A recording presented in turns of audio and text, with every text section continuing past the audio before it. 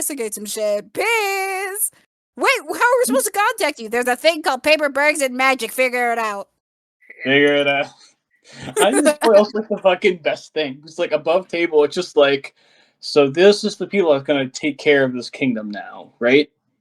Mhm. Yeah, I guess. They're not even here. I know. Well, you go get the fucking dragon. No. I have messages I can send. They can calm the fuck down. Well, what if the place gets attacked? I don't care if it gets attacked. Oh, I do care, but also it's like, you know what I mean. You know, No. you know what? We can defend ourselves. They're gonna be like, oh, what if there's an uprising? Then I'll handle it, or I'll send a message. I mean, the guy we're having the throne right now seems pretty smart. Really? Are you saying that they all got their shit together? No. Nor do you or me. Calm down, court wizard man. Or, I don't know, tell the king and he'll show the fuck up. He's like, bro. Here, let me go send a message. See me pulling out my messaging stone? Beep boop boop boop. Hello, ring ring. King, we need your thoughts on something. Then there's about to be an uprising. If no one's fed food, what's that? Start giving out food and taking care of people? Alright. Beep. Got our answer. We've had this adventure, and we have so much food right now. Here, we'll send it. Send it to some of our allies in the east and some in that's going through a famine to establish better trade or gaining better favor. We gotta take care of our own people first. Duh.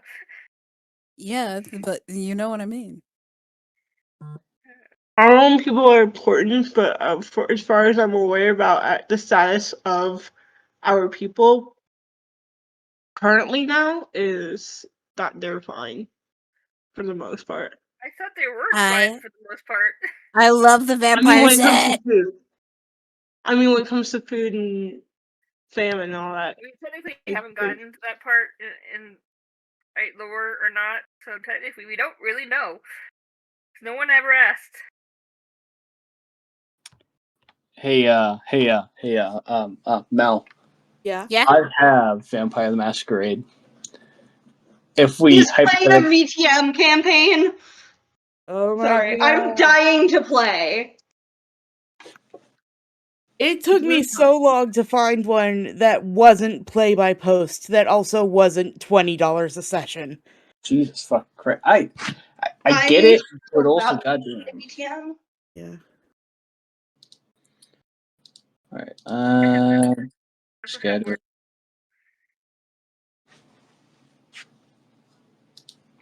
Several different books. For fucking vampire, dude, there's so many fucking books. Like, holy shit. Both my parents used to do Vampire the Masquerade LARPing. I have a Cthulhu type book.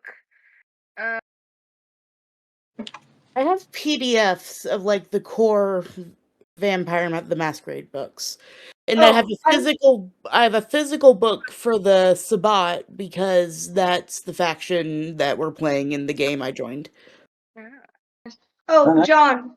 Yes. I actually have an RPG system that you should run at some point. I think we talked about it before, where you like play as like the children of gods of different pantheons. Oh yeah, that one. I do have that. Because I sent you the PDFs for all the rule books and everything. You did, fucking true.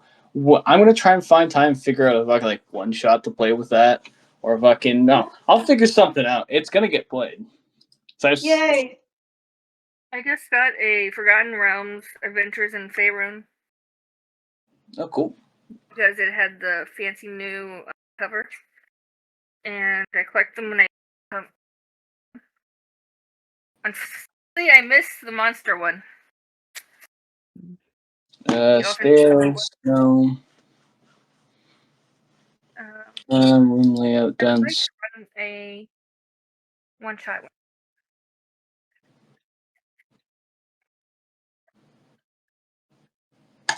All right. Let me make sure I got my stuff in the background uninstalled. Cool, I do.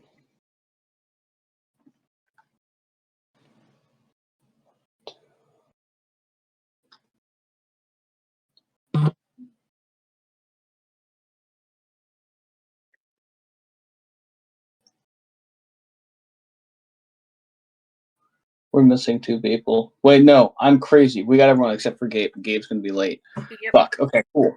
Wait, what about Ezra? Ezra's right here. Yeah, I've been here. Oh, They we share just a, haven't been talking, so I didn't know if you were here.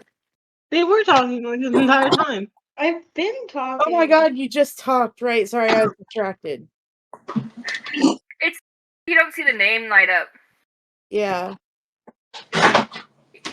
They're both under the same one. We've been, yeah, but like we've always been doing this. We've been doing I this know, since the but start it of the still session. makes your brain go, that's the same person. I know the voice is different, but it's the same. There's only so many people that light up. Alright. Voices. So I'm gonna close this thing. That dungeon will do. Because I think we just need like 2 fucking things from it. Cool. So how's everybody doing today? Sick. Doing pretty good. That's good. Yeah, I had to call in sick to work. Are you dying too? Ezra, did you somehow sicken more people? I think technically it was soup, and then I was dying last week. I was Yeah, trying Soup week started before this. that. I didn't do shit. It's your fault. I didn't do fucking shit. Don't fucking blame me for It's your this. fault I got sick then. No, it's not. You were there. Players. I got sick when Stop I didn't see fighting. Ezra You're for 2 scaring days. each And then I other. got sick for 7 days and I didn't see him at all. This is not my fault. And like the day you felt better, we hung out all day. We went out for a bubble tea. Yeah, there's 3 days after I felt better because I wanted to make sure. What? Whatever. Oh, I don't have the energy to argue tonight. Okay, all jokes aside, hopefully everyone's going to be okay. There's no one to blame. Things happen. People are crazy. So Gabe's going to join a little bit late. She has to close at work, and she doesn't know who she's going to be working with. So it's like hey, we'll figure it out from there. I'm getting out late no matter what. Okay, so we'll be right back, okay? You're good? Oh, well, that sucks. Oh, well.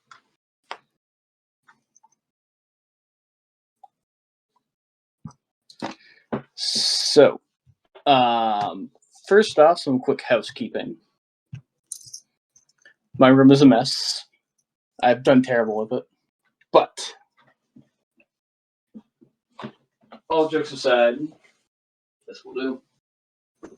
I'm changing something about the Threats of Fate.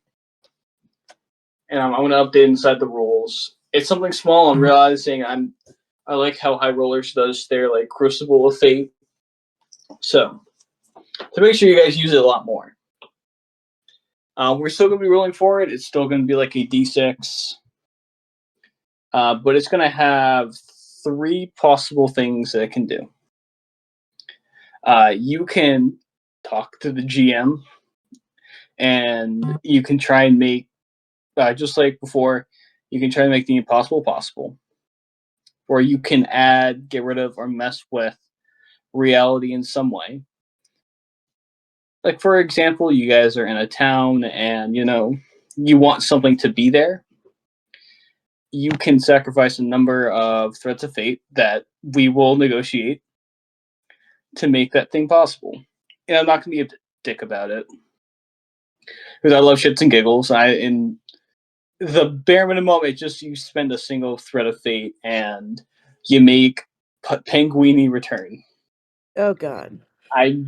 That's not my plan. Don't kill me, Jay. Who is Pinguini? It's a penguin made of pasta. That I hate. That He has a beautiful. Not character hate. Above character hate.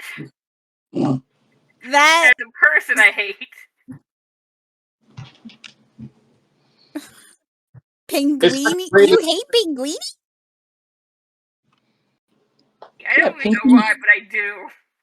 Justice for Pinguini.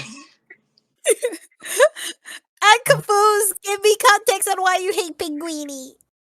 He is Italian penguin of pasta that is stupid and annoying, and I don't like him. I mean, Here, when you introduced Cal, it was You're immediate so- death sentence. it's an irrational dislike of this form of life. I don't know. I don't like him. I just don't like him. That's Alright. absolutely He gives me understandable. ick. He gives me ick. All right.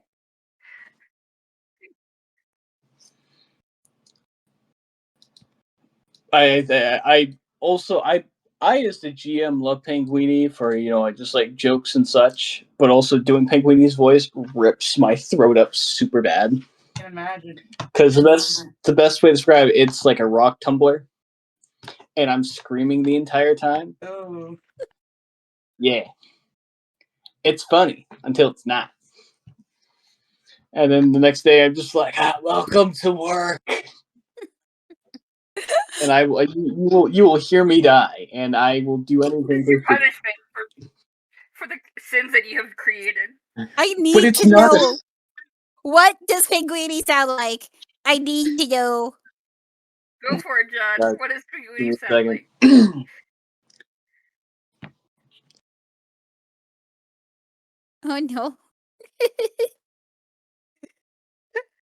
Sorry, I just need to make sure I had the correct voice. Hey, it's me, Pinguini. I'm here now. I'm here to harass all of you. I'm Pinguini. Pinguini walks across the stage. Hey, I'm gonna do a little dance. Ba ba da ba ba da da ba da da da. Why do I exist? So, he's get sacrificed. What? He's still around. Did he escape? And you can blame Dave for Pinguini's existence, as well as myself. But Yeah. What about Pinguini? Pinguini exists. I hate him. Oh my Yes. He And kept No, there's no end. I just hate him. Oh. yeah. And unironically, Falzen would understand your hate. The player, not really, but I get it. Instant just dislike fucking- of Cal. That is my instant dislike of Pinguini. Yeah, I mean, like I had that instant dislike of fucking Cal. Well, Cal's Yeah, I different. just He's don't- problematic. So No, he's annoying. Yeah, he's annoying. We love Cal though. Pinguini. I don't. Hey, I'm Pinguini. I exist now. I wish I did. Hey, it's Pinguini. Hey, I'm Pinguini. All right. I don't know All if right. it's just the voice or the fact that he's pasta. I don't know. Something about him just I have a visceral reaction and I don't like him. You want to hear one of my characters that my players kind of hated, but I still What? love to death? Hello, my name is Mr. Pennywise, and how can I help you today? They hate this guy. Oh my god, that voice would annoy me. Yes, and here's the thing: he is a know-it-all, just like it shows in the voice. But he is 5 times more annoying, and he thinks he's the smartest dude in the room. So he's just like Cal, but I'm guessing smarter. Yes, Sure, but Cal he does doesn't not do think He is the drugs. smartest person in the room. He doesn't do drugs. He sees that as beneath him. He's It's just understandable. My favorite joke character that we've done is Doug, the drug sniffing dog, but not how you think. Oh, Oh he's my God. still there. He's in space, currently building a hell planet. Yeah, Oh, no, I no, no. remember. That's Oh no, this is an NPC that my players hated. My personal favorite joke character is Mr. Mistopheles, my dearies. How can I help you today?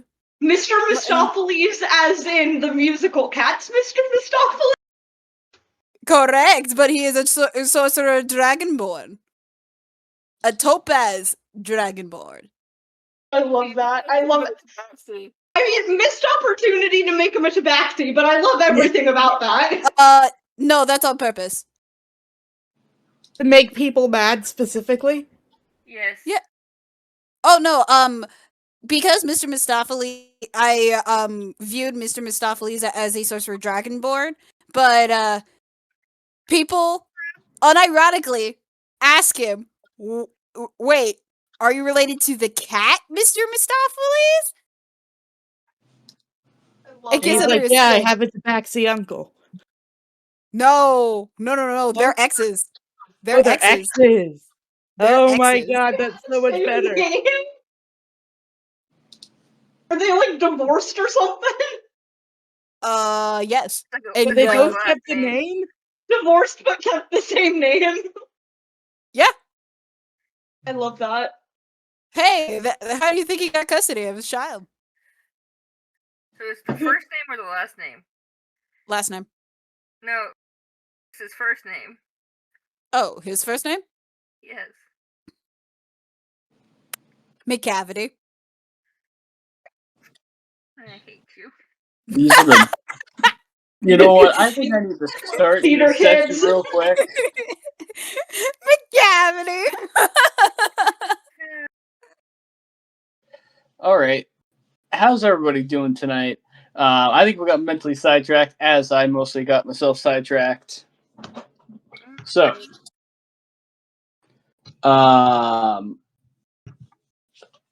before we get into the recap, just to make sure everyone stands, I'm changing how Threats of Fate work. They got 3 uses now. We're still going to roll for it at the beginning of the sessions. We're going to do that before I do the recap, because I forget every time. They can be used. So the first thing is quite literally just putting something or removing something from the universe. Which is where Pinguini came in. Yep. Yeah, there we go. So, for example, you can create an NPC or you can remove an NPC. It's got to make somewhat of sense. Just because then it turns into like, yeah, cool, you know what? I don't like this guy. Cool. I'll use a threat of fate to remove him from existence. Because so basically you're changing him somehow or removing him somehow. Yeah, pretty much. This can be NPCs. This can be other stuff. Like, for example, if you guys are looking through a place, you're like, cool, I want to use DM, how many threads of fate can I use to make this item appear? And I'm going to let you all know, I'm willing to go for just about anything, but I'm not going to give you guys a wish scroll for like a single thread of fate, or at least not right now. The second thing, you can use the thread of fate to get advantage on a check, and that can be any check. Or you can use a thread of fate to get an additional 1d6. And I know that in some people's minds, it's like, well, why would I have just both? Because it's a lot more useful. And also, it will get you guys to use it more. And also, it's, hey, do I really want to do really well in this check, or do I want to make sure I have a higher chance of succeeding with using the extra D8? The D6. So it's, what was it, D6, or what was the other part? So it is, you can add a D6 to a check you make, as any check. You can use a thread of fate to get advantage on a check. Okay. Or you can negotiate with the DM to make something appear or disappear. Or it's just if I were willing to do it. Yeah. Lowering the target number that we have to roll. We're going to play it by ear until we figure out something that exactly works. Okay. Also, to make things more interesting, if you guys if you guys get, we're gonna do 4 or above, you guys get a threat of fate. 1 to 3, I as a DM get a threat of fate. Oh no. And how this is going to be used is, first off, it's not going to be like all villain bullshit. If I have threats of fate, I can use it on villain stuff, NPC stuff. So I could be a hindrance, or I can make things easier. And when I use one, you guys will get another threat of fate into your guys' pool. When you use one, I get one to mine. And they expire by the end of the game. Yeah, it's gonna inspire by the end of the game, unless I give you like a DM inspiration bullshit. Okay. Uh, So DM fate is different, basically. Pretty much, yeah. DM fate's the only thing that's going to stick over multiple sessions, and it can only be used by said player. Are we going to use like roll 20 to roll threads of fate, or are we still doing like live dice? One more time, sorry. Are we still going to roll live dice, or are we just going to do it like roll 20 so you have a record of the fate? We're just going to do it. You guys just going to roll physical dice, or use to roll 20, whichever is just easier. Because I don't want this to be like a ginormous fucking thing. We're going to do like a shit ton of fucking calculations, like we're playing goddamn fucking Warhammer. Well, yeah. As well as simple as just like, cool, 6, I'm going to use that.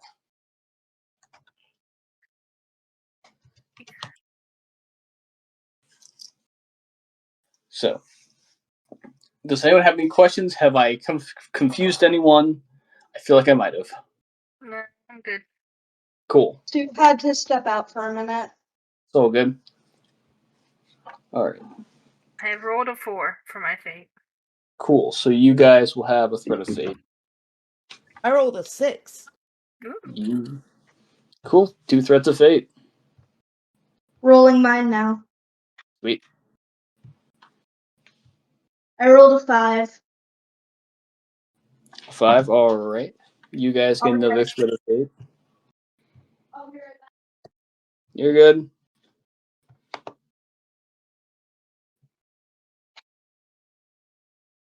It was a D6, right? Yeah, it is a d6. Okay. I had roll 20 up, so I just used that. It was easy. You're all good.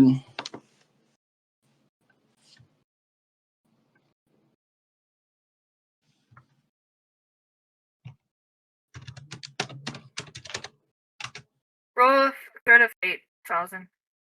All right.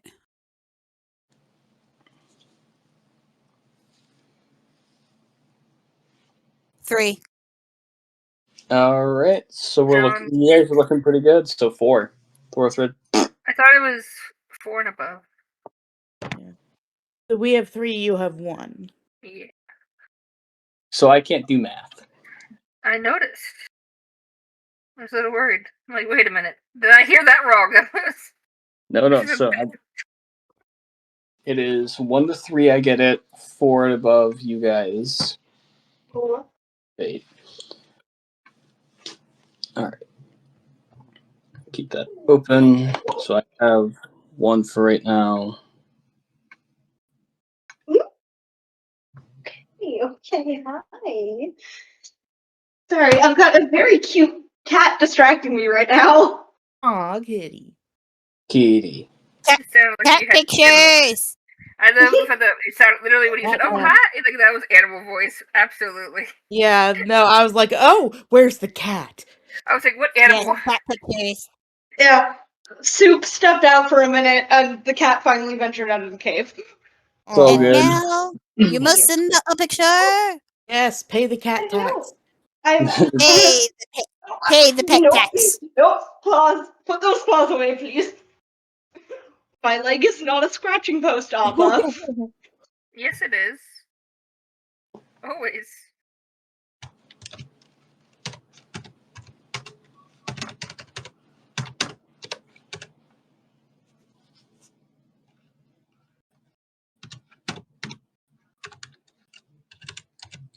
Also, random side thing. I think I'm gonna pick up Dungeon Crawler Carl just because I keep seeing stuff on TikTok about it. I'm just like, so bad. huh? I want to get that so bad. I've read the first 2 books so far. I keep seeing it like all over bookstores and comic stores and gaming stores. And I'm like, I'm like unreasonably mad because I'm like, I haven't read it yet. Which And one? I'm like, does it have to be everywhere? Which one? Dungeon Crawler Carl. Oh. Okay, I'm paying the cat tax. Yes. Used Audible credits to listen to the first 2, and I have all of them ready for me to listen to. I just gotta get back into the mood to listen to it. So I'm like part way through the 3rd one. Nice. But someone made a comment. Now I'm like worried about the future ones. I'm like, oh great, am I gonna be upset? I wouldn't be like surprised because it's like when I first heard about it, just like, oh yeah, it's like a weird little thing. The more I hear about it, it's like, oh no, it's getting more depressing. Yes, I know. Aw, kitty. Look at the baby. So fluffy. There's another series that is kind of similar to it that I started first, and I'm like, are they the same author or a different author? But that one has a croc dog made out of crocs. Basically, it's a mimic that doesn't know how to mimic very well. Oh yeah, I've heard about that one. There's a book I've been dying to read called I'm Starting to Worry About This Black Box of Doom. I keep seeing it at a local gaming store, and I'm like, one day I will come back and I will buy this book. Yes. Yeah. Let me know how it is, because that looks like something right up my alley. I will. It sounds really funny. Alright, so with that housekeeping bullshit out of the way, that was really the only thing. Just need to have one more roll of fate of the people here. Yeah, They're not back yet. Cool. In that case, I'm going to grab my intro music real quick, and hopefully it's going to work, because I want it to work, and otherwise I'll be sad. I'm also still salty about ending last week, but... We're still going to get to that. We're not going to hop straight into the dungeon, because I realized I was going to feel crappy if I didn't have Ezra, interact with the king. If I'm just like, while this happens, we could also jump cut to the entire party and still have that thing. Plus, I realized there's something else I wanted to add. So, like, you know what? Screw it. I know exactly how I'm going to do this. It's going to be funny.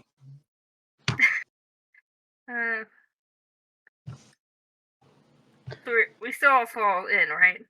Oh yeah, no, you guys are still falling in. So I'm leaving my damages. Yeah, just leave your damages. Oh yeah, that's right. Ezra. Quinn. Yes. Can you do me a flavor? See how well you do. Can you roll me a athletics check? Is it athletics or dexterity? Okay. Wouldn't it be more acrobatics? Attack or dex saving throw. I think I gave you guys no, it would have been a hold on. Either or. I think I rolled acrobatics. Yeah. Hi. What did you lay at, basically? I've got a cat on my lap now and I can't reach my dice. Oh no. Would you like me to roll for you? No, Hang on. Hi, baby. Are you sure? I would be so happy to roll for you. I don't trust you, John. Oh no, maybe he's not rolling for himself. It might be fine. You are all up in my space. Hi. Oh. Kitty, Okay, no, get the claws away from my chest, please.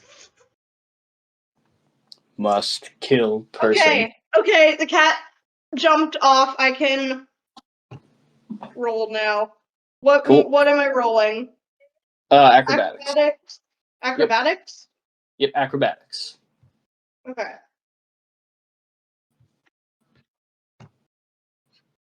That's a dirty 20. Good. One landed better. Okay. So, just to explain what that check was, that was to see if you could save yourself from taking any damage when the entire party got into a teleportation circle and got teleported onto a very uneven, falling apart place. You do a cool flip.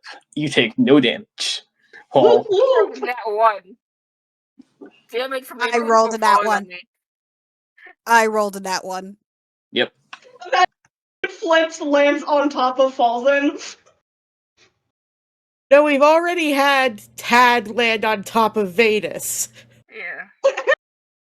I'm just imagining like people who, like, you know, like for Quinn, you know, kind of like you see everyone's falling, kind of you slow yourself down, kind of skirt down some of the broken, you know, stone, land on the floor, do a flip, you do almost like a bow as you land, and then right behind you, tom tom tom tom. The rest of the party.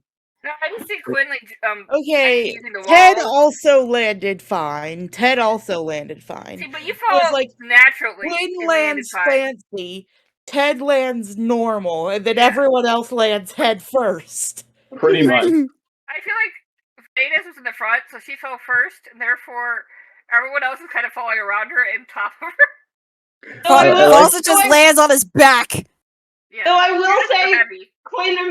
I will say though, Quinn does a fancy little flip, does like the gymnast arms up as he lands, and then immediately goes to check on his boyfriend. I was thinking that, or you like do like parkour off the walls kind of thing, like getting down. Yeah. It's off the wall. Alright. Damn fancy rogue. Ezra, do you know how long brain I the soup's gonna be? don't know. Alright, it's all good. I'll be listening, but I have to switch my phone because my dog wants to be outside. Oh no.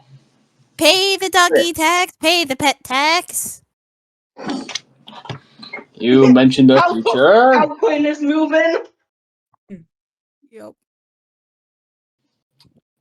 Alright, so in that case, I think we're just going to start with a quick little recap whenever they get back, because we're shits and giggles and fun, and we're not going to get into anything too crazy right away.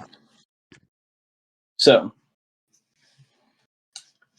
last time we played, just about the entire party spoke with the king, bunch of shenanigans, you know what, some people just wanted to leave, other people wanted to kind of sneak around and go see what the hell's up with the king. They found a metal wall, and they solved a puzzle. Well, some of the party members kind of speak with the king, kind of before the rest of the people kind of brought in. And Ted stays as far away as possible. Ted does. I think Ted's the only person that didn't actually go to see the king. But everyone except for Ted and Tad, who I'm guessing Tad's just like looking at stuff, walking around, at some point kind of spoke with the king, and they learned that the king was dying. He touched something he wasn't supposed to. And although the party gave some good ideas and some kind of good ideas of how to kind of deal with this, the king said he's already kind of gone through it all. He was an idiot. He could have maybe saved his life, or at least his arm, but he did not come forward about what happened. He touched something he wasn't supposed to. Vase has seen this kind of thing before. Well, the king had black veins running up his arm, also kind of making up his neck, so he could not amputate anything to save his life. Vetis knows that some blades of hell have the capability of doing this, but that dark intensity at the vein of the king's veins was something she's never really seen before. The king kind of spoke to everyone, promised to kind of give them what they needed, and also confided within the party. As of right now, he doesn't want anyone to take the throne, nor does he want anyone to know that he is dying or is dead. because he does not trust the faction leaders that have arrived to ask things of him. He knows that they are going to demand things that he cannot, and they will use his moment of weakness to either take the entire kingdom over or do so much worse. As Brain go burr. He answered a bunch of different questions, and at some point, the party was kind of all shoot off that they have things to do. But he asked for Quinn to stay behind.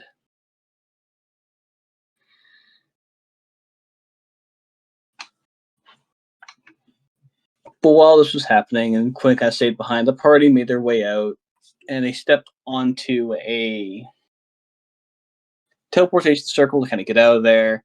Waited for Quinn for their conversation. We're also going to do a little bit of party roleplay while Quinn has this conversation with the king. But after the entire party kind of reconvened at the teleportation circle, it happened so quickly. Some party members saw that the person that was kind of messing with the teleportation circle was no one they recognized. Scarred arms and kind of a malicious smile. The party teleported somewhere. Probably. The party was teleported not back to a quadrant of the city, but inside of a ruined dungeon. They appeared on a teleportation circle that was on unbalanced, a piece of unbalanced wood, with barely holding on by a thread. A little bit too much movement caused it to break, and the party fell. And as why is my brain messing up? I'm so sorry, guys. And while the party fell, some used some flare, some flips, and prevented damage. I think that was only Quinn, as we just rolled tonight, as well as Ted. And I think everyone else failed, but you guys take your damage. And you all are on top of a pile. Except for Quinn and Ted, somehow surviving this, sits on top of the rest of the people. As still a plume of dust flies up above all of you. The sound of almost the damp cave. Dripping. This place looks old. There are bones everywhere. It seems almost somewhat ominous. As you all kind of get out of the pile, we cut back to moments earlier. Before this all happened, we cut back to the king's safe room. Is for you, Quinn. You dozed off for almost a little bit, zoning out. You feel like you almost saw a piece of the future. Your friend's falling down a hole. Probably meant nothing. But you kind of snapped out of it as the king tells everyone else to leave and would like to have a conversation with you alone. The door is shut. The king sits on a chair, kind of like a cup chair, but not a cup chair. He looks sickly. You see that one sleeve's kind of rolled up. He picked up kind of bits and pieces. You know that he is dying. And he's willing to give as much as he can to help you all and trust you all as a party to make good decisions for his home. You would also know that he's had kind of weird visions. But when you kind of turn, you see the king staring at you. You are alone in this room. There's food, there's wine, it's plush. It's a rich guy fucking safety bunker. Upon being left alone, and goes, have I done something wrong? Is this about the zip line that I made from the northward to the east? Because I swear, it's only because I couldn't pay the 10 silver for a gondola across. And he's like yapping. He's nervously yapping about the chaos that he's causing. He's like, what did I do wrong? As you go and yap, and the king just simply kind of looks at you, a weak smile. No, do not worry about that at all. It's not because of that. You seemed oddly quiet, and I feel like I need to mention a few things to you. I do not know how you overheard from the conversation earlier, but what can I do for you, Mr. Elliot?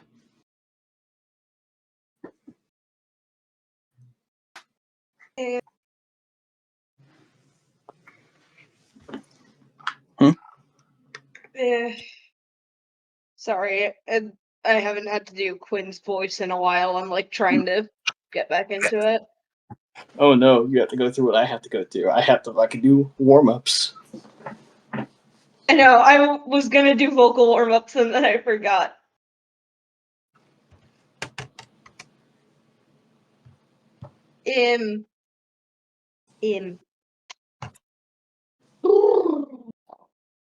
Okay.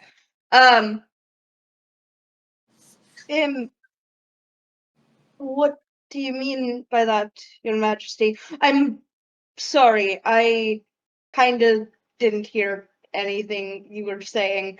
I was lost in thought. You're fine. It was mostly I'm not going to be here, and I want to make sure you and your friends are in the best position as you all can be to help make good decisions. Mm-hmm. I'm trying to get you all. And anyone trusts me to make good decisions. I should not be trusted with your kingdom, Your Majesty. I fear I would run it into the ground.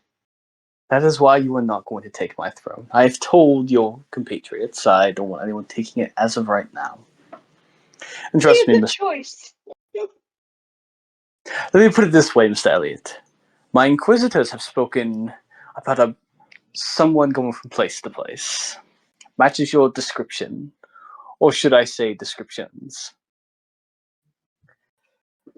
I've done my research on you, Mr. Elliot. Oh no. Oh, yes. No. Quinn's basically having a moment of, oh shit, did I wipe my browser history? No, he pulls out a laptop. Just pour it after pour. Pulls out a fantasy laptop. Pulls out a scroll into list of every disguise Quinn has ever had and everything he's ever done. Quinn is like, no. And a version of Chrysanthemum says, "Why don't you take a scene?" I have your Pinterest boards. Very interesting. but no, Quinn goes,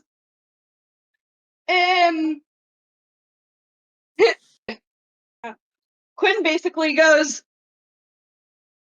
you've done your research on me, have ya?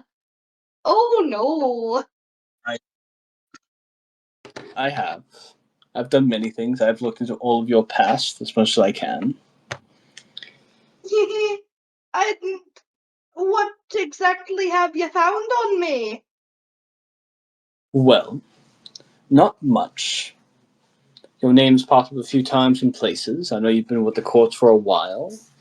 You have some connections that interest me, mostly in a fascinated way. I've also spoken with your employers. Employers that if I may remind you are outside of my doors currently, asking for a meeting that they are not going to have. But I'm not trying to threaten you, Mr. Elliot. Sit, drink. What can I do for you? I'm kind of searching for my ex-girlfriend.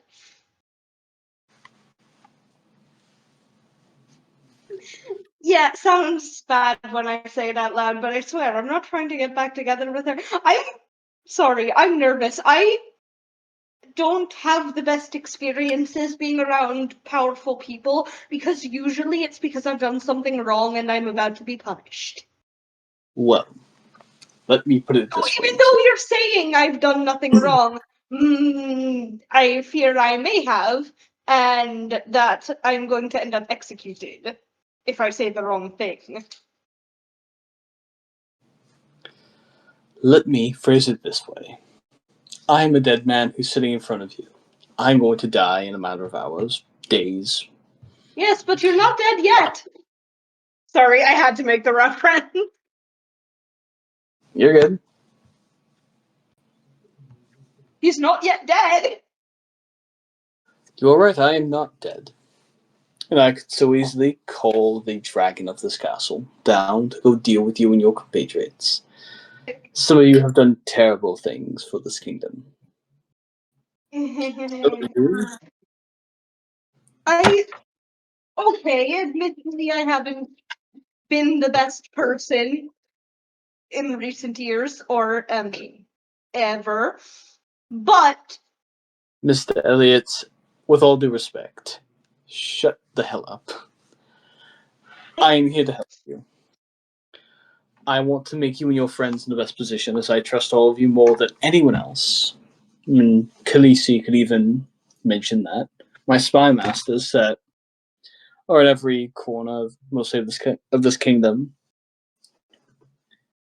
right, And who else am I supposed to trust? I have no heirs. I have no one I fully trust in this world that's not going to mess up what I care about. You and your compatriots together is who I trust. all right. Permission to speak, Your Majesty. Of course. You asked what you can do for me. I am searching for a woman named Raylan. I do not know her last name. Names weren't really a thing. It's a cultural thing in the Feywilds, but she left me a letter saying to find her. Problem is, I haven't seen her in at least 50 years, I believe.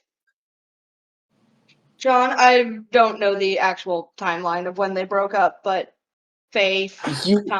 You would know it's been maybe 15 years. Time is weird going from place to place, but it's been a bit. Been a while. Like 15 or 50? Sorry, 15. 15, okay. It's problem is I haven't seen her in 15 years since we tried to run away together, and then she sold me back to the circus to secure her own freedom. Yeah. That wasn't great of her, but I was told to find her, so I'm searching for her. I met your spy masters briefly. However, I don't know how much I trust kobolds to get things done.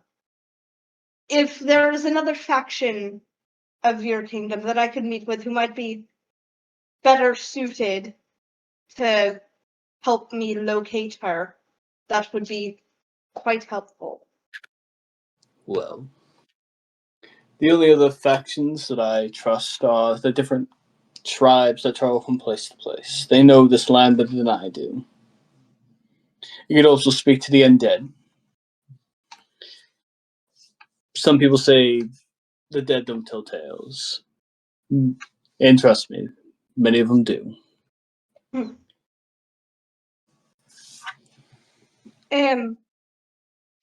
I heard about. Oh, hi. Hello.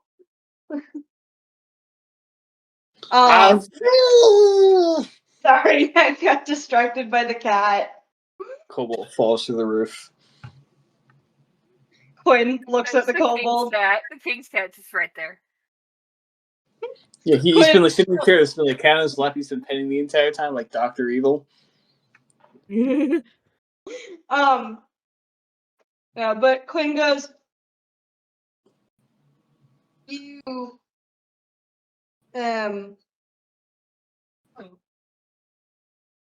sorry, I had to look at a message. Weird. I heard a rumor once. As you know, I am from the Feywild, and I heard once that the former queen was at one point in time, like hundreds of years ago, involved with a guild in this very city. I wanted to ask if you knew anything about that. I will put a word in with them. I do not fully trust them in the last few. I trust them for information, but they are going to be like sharks if I ask for something from them. They may know many things, but also they cherish what they can get out of things more than what they can give. I see. So, but they, sorry, my brain is so fried right now. Because you, I Be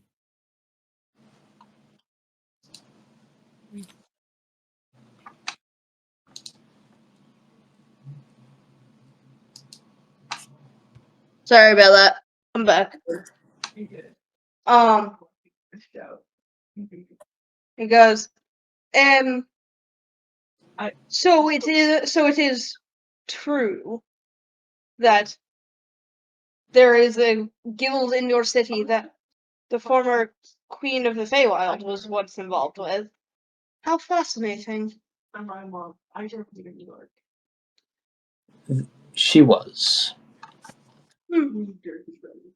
At least that's what the legends have said. She also could have been part of a. Yes, you straight answer. There was. She was a part of it. Things were happening, but also that's what the guild itself says. Something to maybe get under my skin. The reason is I don't fully trust whatever they're going to tell me unless they truly want something I'm going to offer them. But I'll put a word out to them to see what they know. Thank you, Your Majesty. Of course. Was there some other reason you needed me to stay behind? There was. You see, you kind of share a little bit. I did not know what you were when you took on the job to help deal with whatever job I gave to you. I think about it's a headache even now. You did not ask anything, but I still would like. I did. I asked for information. I thought. He looks at his notes. Perhaps I only imagined asking. Well, Considered asking and then didn't actually ask. I've been to do that from time to time. Wasn't it he asked to talk to the spy masters? That's what I thought. Yeah. the king looks at his notes. John also looks at his notes. That is true. Yes, I'm very sorry. I mixed up my notes with something else. Either way, you have your information. Do you consider it a gift then? something that may make things better. Although consider it a gift, I know of your fey nature. Consider it a payment for making my home safe. No, the cat lived. He will kind of... He gestures to a scroll that's kind of sitting on a side table. Take that with you. And whenever you return back to the courts, for whatever reason, give them that. Do not open it. It is very important for you not to open it. Because I've addressed it to the Fey Court. I'm not going to. I can, contrary to popular belief, I am capable of following instructions. But hypothetically, how catastrophic would it be if I were to open it? That letter is supposed to be given straight to the traveling courts, whoever runs it currently. If it is opened by anyone besides them, they would die. Who would die? You, if you were to open it, Mr. Elliot. Oh, fun. I always love a challenge. I will pocket the scroll. Yeah, you pocket it. Well. Actually, first, can I examine, like, the seal on it? Sure, yeah. Make me a perception check. Perception? Unless... Investigation. Oh, wait, okay. Are you just trying to, like, have, like, a look at the seal of, like, okay, what exactly are you trying to get out of looking at the seal? That's a better question. Like, anything I can know about it that, like beyond first glance. Sure, yeah, in that case, sorry, yeah, investigation.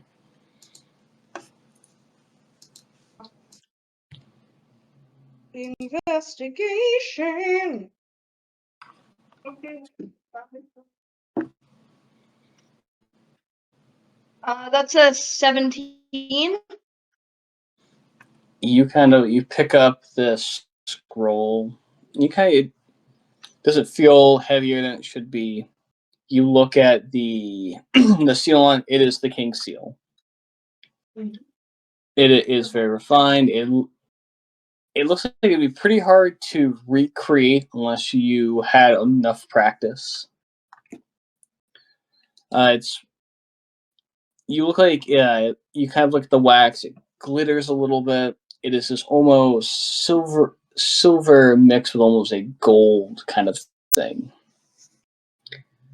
And the seal is imprinted into it. I will also throw it in there since you got 17. You would know that this seal is magical.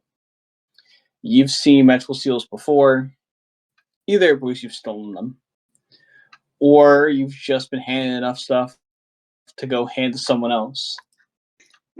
Quinn, the errand boy. Yeah, pretty much. So you would get a feeling that the king is not lying that it is magical. But would it kill me if I opened it? You don't fully know. The king said it pretty seriously. Can I roll Arcana specifically to try to figure out what the magic on it would do? I'm going to say no. Make an insight check on the king. Insight on the king? Okay. Yeah, on the king, not king. The king? Oh no. Oh yeah. That is... Is that a +3 or +4? That's a +3, so that is a 22. Okay.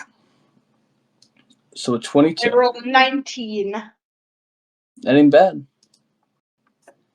So the 22, you kind of look over at the king who's staring at you. Although he looks very calm and not too bothered. you do see almost a bit of a seriousness to his eyes. And you get a feeling that he's probably telling the truth. I will throw in there, you be able to, he doesn't know exactly what the magic will do, but he knows it's, But he knows it. He knows it's magical. He knows it'll do something if the wrong person opens it. something dangerous. Something dangerous. Okay, I love danger.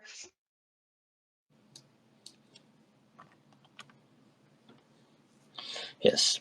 Take that with you, head it to the traveling courts, and they should release your friend.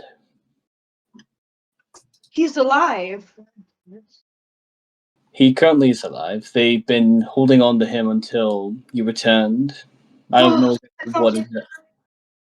There's this Mhm. there's this visual relief as Quinn's shoulders relax. I thought he was already dead. Oh. No. To be honest, I would be surprised as well. The court. Brian is alive?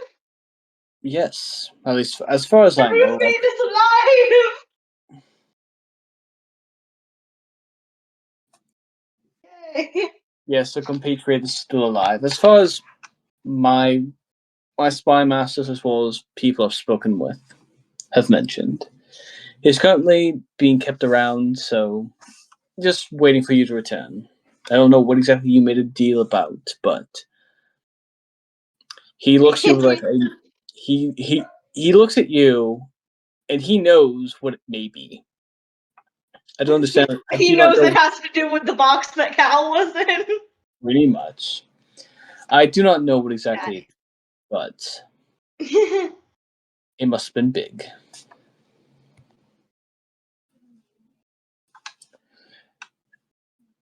You are free to go, unless there's anything else you need from me. How to get some affairs in order and speak with Khaleesi. Could I take this bottle of wine to go? He looks at it, and it's like a very expensive bottle of wine. Like, Quinn, you know that this bottle maybe goes for like 2,000 gold a piece. Go for it. I never really liked the brand. People just kept sending it my way. Why, thank you very much, Your Majesty. And Quinn will pocket a full bottle of wine. Yeah, you pocket the full bottle of wine. You kind of go to walk out. You open the door. And you go and make your way out to your friends. While the entire conversation is happening, we'll do a quick jump cut back to the party.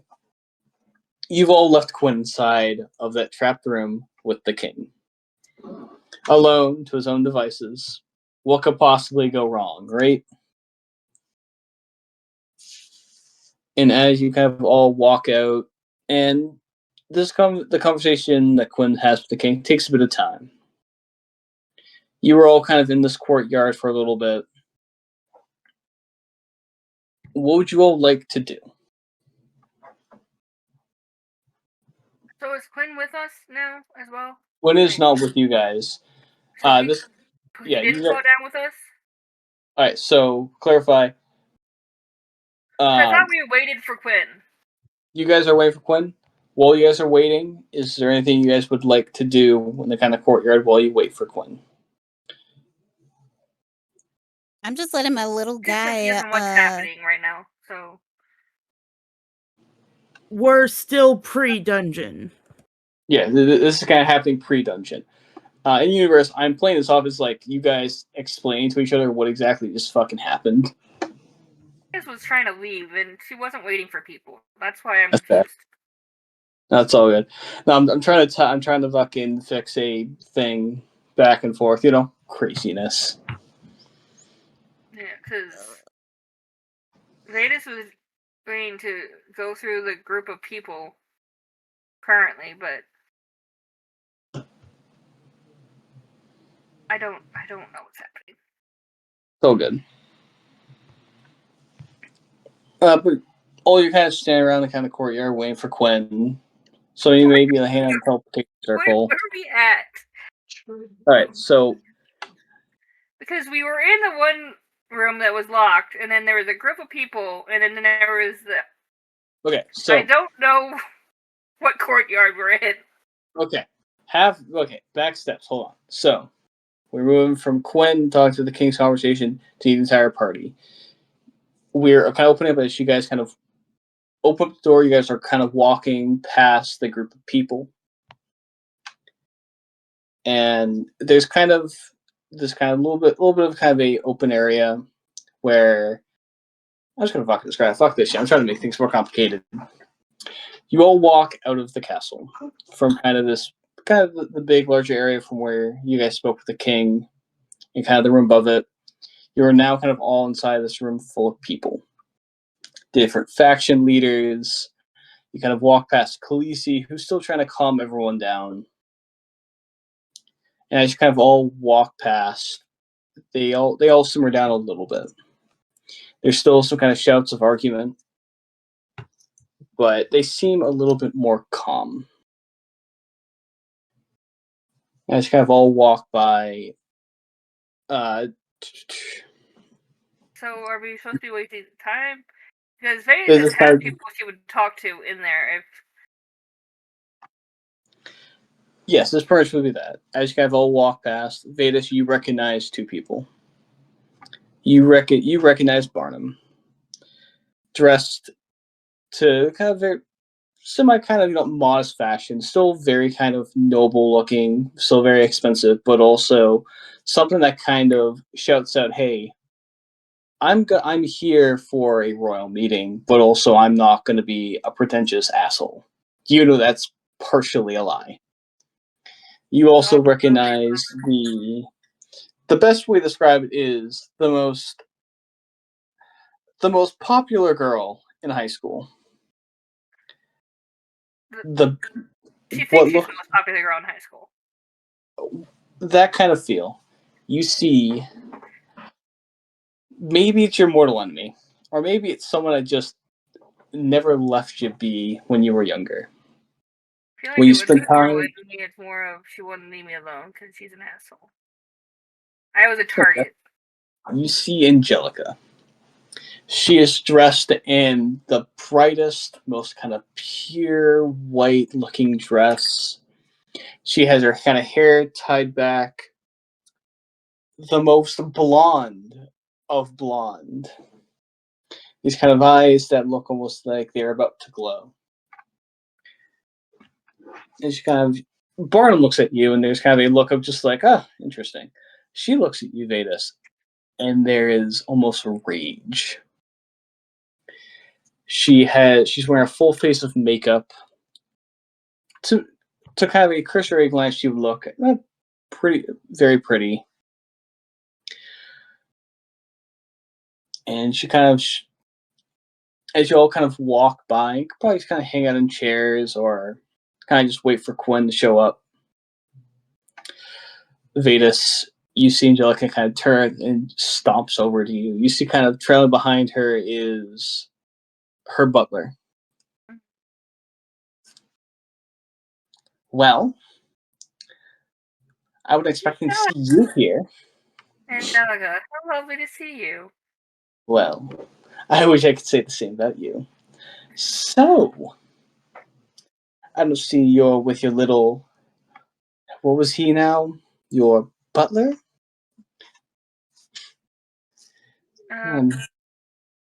Yeah, I don't know what you mean. Well, that makes sense. I mean, as far as I've heard, that you decided to go on your little own way, and what could possibly happen to little poor Vetis? How crude. Are you wishing me unwell? No, I'm wishing you the most well. Angels and devas smile upon you. Yes. At least the part of you Sure. that's... At least They the part of you smile that's on you as actually... always. Yes. Well, they'd all smile upon...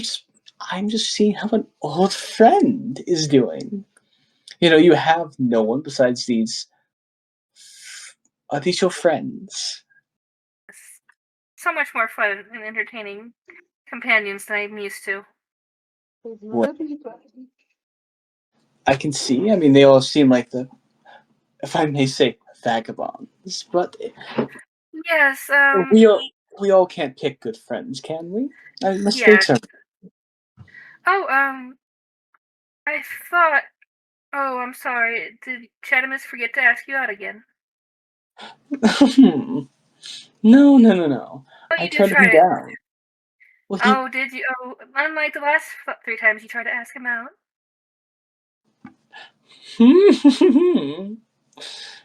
Well, yes. Well, I mean, I tried to ask him because I thought he was attractive at the time, and I mean, for the same reason why he might be interested in you. I realize he's got bad taste, and we all make mistakes, don't we?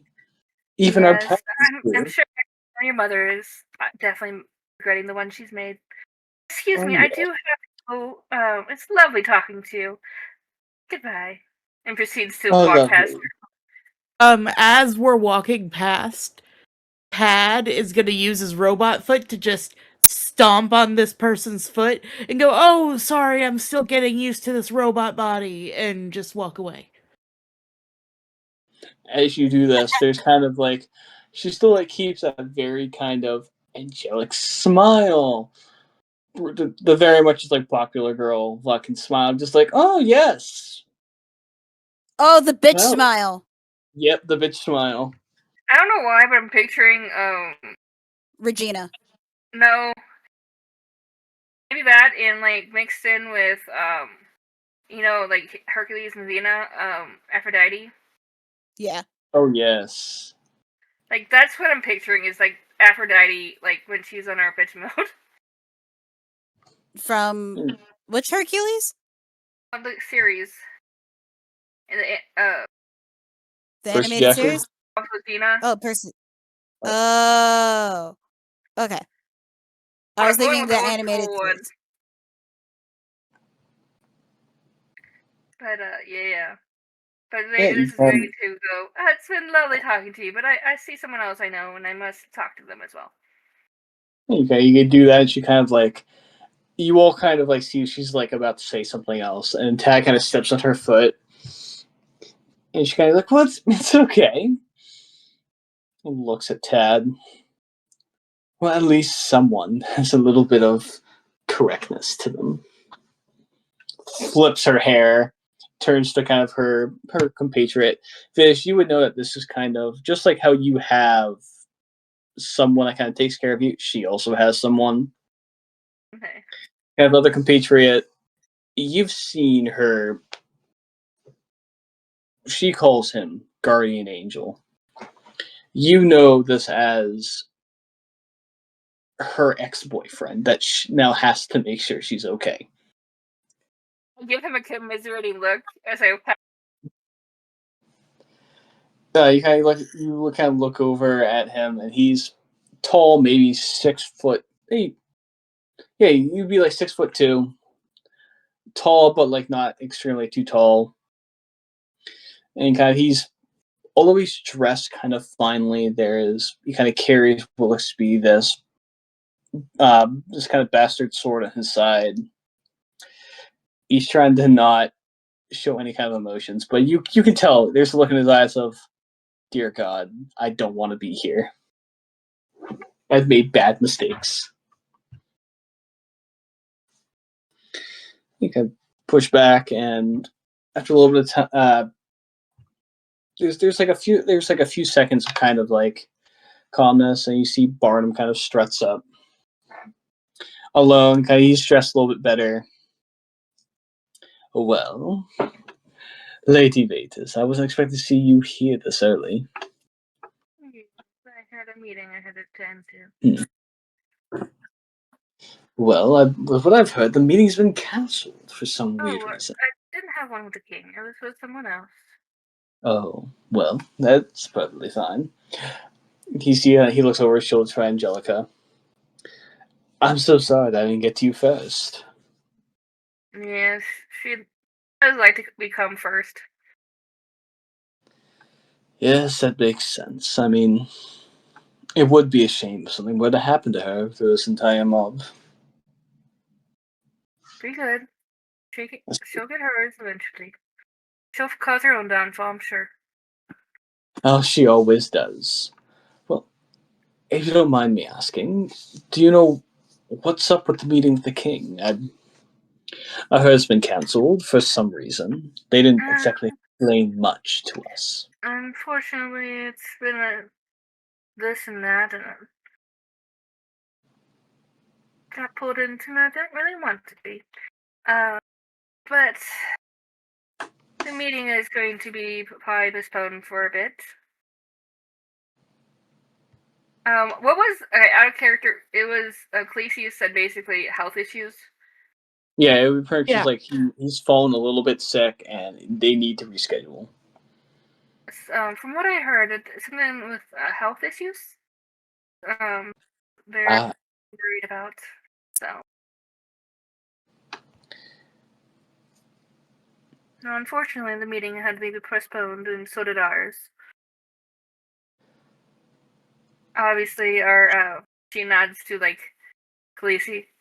Our current meeting was with someone who's currently busy. I see. He kind of like he looks to you and looks like kind of the rest of the party.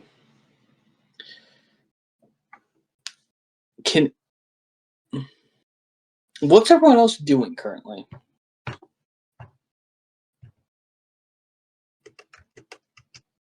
How far away is Vetis from the cave? Or you guys are not in the cave. You guys are kind of in like we're in like the main we left the one door that got locked, and we're in that little alcove. No, we're in the courtyard. Yeah, it's kind of like whatever Khaleesi is meeting all the people. So the courtyard. So like the next area would be the teleporting area. Yeah, this is kind of like so you guys are currently in an area that's it's got like a fountain. It's sunny outside. It's kind of like an outside garden before it kind of goes into the castle. It's a place for like kind of nobles to hang out before they go and meet with the king. So like it's like the teleporting room, and then the courtyard, and then the place go into the castle. Pretty much. All right. By this point, we got our animals back, right? Or at least I did. I think you did. Yeah. I was just like letting my little guys go around, and when the bitch face was like leaving, she saw the Griffin and Trickle and Ember like on top of each other, being like, "Fear us, we are now a chimera." Being cute, but she actually got scared because of what the fuck am I saying? She kind of. Oh, are you trying to scare her? No, that's what they did on their own. Okay. Falzen's just like, I'm gonna watch. So let's see if she gets scared by it. Yeah. Okay. Yeah, so the animals are attempting to scare her, yeah. Yeah. Okay. I can roll intimidation. Or maybe since it's the animals, she should just roll a will save. Yeah, let me go make a roll a will save for. Yeah, let me just do that will save. So I have like an entire plan in my head, and now I'm just like, cool. There was a plan. We don't got one anymore. Fuck. I'm confused on the plan to begin with. I had an idea in my head, and then like I screwed it up because I didn't write it down, and I blame myself. Trickle and Ruby, that's what I mean. Cool. All right, let me just make the will save. Yeah, no, I was gonna like put the DC like maybe like a 10, maybe 15 or something. You know, like something like a little bit high, but not too incredibly high. She rolled in that one. She's trying to deal with a person, and then all of a sudden there's an animal thing. Maybe she doesn't like animals to begin with. Yeah, she fucking just had her foot stomped out. And I'm over, and Falzen's over here like, Deserve that, bitch. Yeah, you kind of Just like so you know, Soup had to step away again, but I'm here. you're all good. Okay. But yeah, she kind of like you all kind of see like the animal's kind of doing this thing. She kind of looks over. There's like that look of disgust, Vetis, you know so well. Barnabas not paying Normally attention to targeting this. it at me. Yeah, she was aimed at you, but like this time like aimed at the creatures. And she whispers something to the knight, or her protector, and he kind of there's a look of almost like, what the fuck do you mean? I'm not gonna do that. Well, yes, well that's really a shame. I mean, hopefully the king will be all right. I mean, I don't know about you, but I have business I need to speak with him about, and something unlike many of the other people here. I want to help him. I mean, at this point, she would like see that Falzen is like watching them and is like, I am having a grand old time seeing you get scared of these fucks. No, They're I think they're this is just being Barnum cute talking little to babes. Vetis. So Angelica is being freaked out. So Vetis is looking at Angelica being freaked out with her arm like resting on Barnum's arm as she like turns to look. I'm sorry, I got distracted. He kind of looks over, he sees Angelica, and kind of like her protector is kind of like slowly kind of grabbing the broadsword, just like, what the fuck am I supposed to do? Like looking at these three adorable creatures. He's not intimidated. She fucking hates animals and puppies. Because they're dirty. Yeah, they're dirty and they're not cute. They're adorable. I sent you reference pictures. Oh, they're adorable, but this is not for everyone else. This is for Angelica. Baby! I'm going Barnum. to can I kind of like call the animals to get away from Angelica so that they don't get in the crossfire? Because I can see her guardian reluctantly having to probably take care of it, and I don't want that. You would actually recognize whose animals they are. Oh, like, I know. you know that's Chickle. That's why I want to call them over before an incident happens. Oh, I mean, Vetis actually. Never mind. Because Falzen wouldn't be that far away. If anything, he's just like watching and is having a grand old time. So Vetis is gonna catch your eye and kind of like gesture of get them out of there and look toward the uncomfortable guard. And like so basically the eye conversation of oh, poor baby, but this was funny. But it's an amused look, but then she's like kind of have a shake her head like but the guard. And then you see like Falzen also like doing, oh, poor bastard. Funny as shit though. And you hear him like actually like call him back like whistle kind of. Yep. Yeah, you kind of falls. You whistle and your creature kind of run back. You see like the Angelica looks just almost just like not exactly glad, but like fucking thank God they're gone. Her guardian's just like, thank fucking God I didn't have to go and deal with that. Kind of hand goes away for the broadsword. Barnum kind of looks over his shoulder.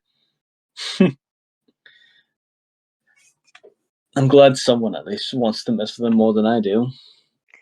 Falzen has the same lack of patience force attitude that I do.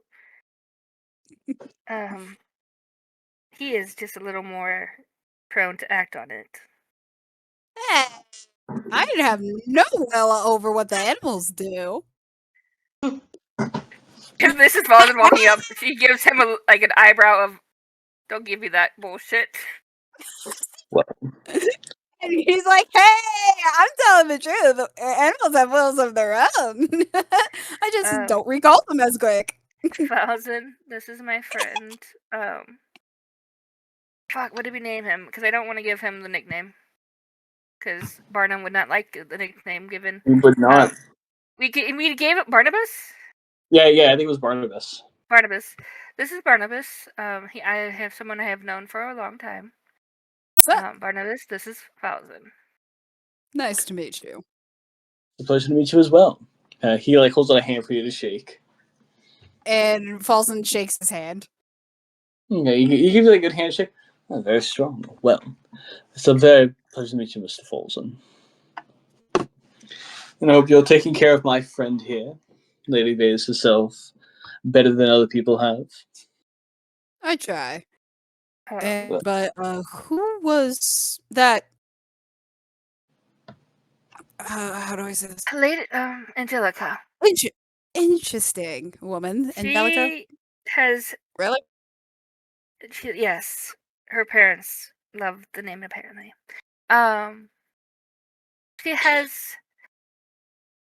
She thinks she has reasons to dislike me because of who my father was. And has never let me forget who my father was. Bitchica is more like it. She is. Falzen's been spending too much time around Quinn with that insult. Damn. And at that point, she goes, No, the mask is coming off, and Quinn just saw the fully unmasked. Like, he's always been that bitchy. Vetis is going, where's Quinn? Did you leave him alone? Oh, shit, I did. I'll clean it up later. What's the worst that your little friend can do? Anyways, you're right. Vetis gives Barnum a look of, don't say that. Don't jinx me, please. You just see Falzen, like, suddenly get more gray hair, and is like, oh my god, he jinxed me. Barnabas just smiles. Well, if I may ask all of your compatriots, I think I've seen some of you. Yeah. What brings you all here? I mean, I understand that Lady Vetis is here for diplomatic things. Am I correct? We actually did a little job for the king, and we ended up talking with Lisi. About rewards and such. So, apparently I have an opportunity of become my own governess of an area. Well, congrats with that, my friend. Yes. I have no interest. Yeah, I'm not sure quite if I wanted that responsibility, but I mean, if you don't want to take it, I'm more than happy to take it from you. Why do I have a feeling that even if I do take it, you'll still be there plenty? Well, of course. I mean, someone has to help with keeping things organized, and you know me. We're friends. We're buddies. And I'm more than happy to help a good friend in any way I can. You just enjoy how much my father gets annoyed when you're around. Yes, I do. What is he going to do? He can't smite me. If he does, it's a crime between the different families of hell. Mm-hmm. Speaking of friends, this is my friend. Did you just say hell? I'm sorry. This is like, Falzen, did you say something? Did you just say hell? Oh, sorry. Yes, sorry. Barnum, Duke of Hell, representative of Barnabas Duke. Barnabas. She calls you Barnum. Do not call me Barnum. I will end you, Duke of Hell. Nice. Noted on the nickname. Well, I didn't plan on calling you that because I thought that was a special thing between you two. Oh, it is. Glad on that. But yes, I am here to aid the king and make things more better, and hopefully Angelica doesn't get her words in before I do. She really doesn't deserve the name. No, she does not. I have my own preferences about the Valley of Heaven, but politically, for those aside, from a more neutral point, where I'm coming from, it'd be a lot more useful for the Tower of Hell to have ties with the king. Nice. I'm not going to ask anything too crazy. I just know Angelica's going to demand things, and something about righteousness or something else. It's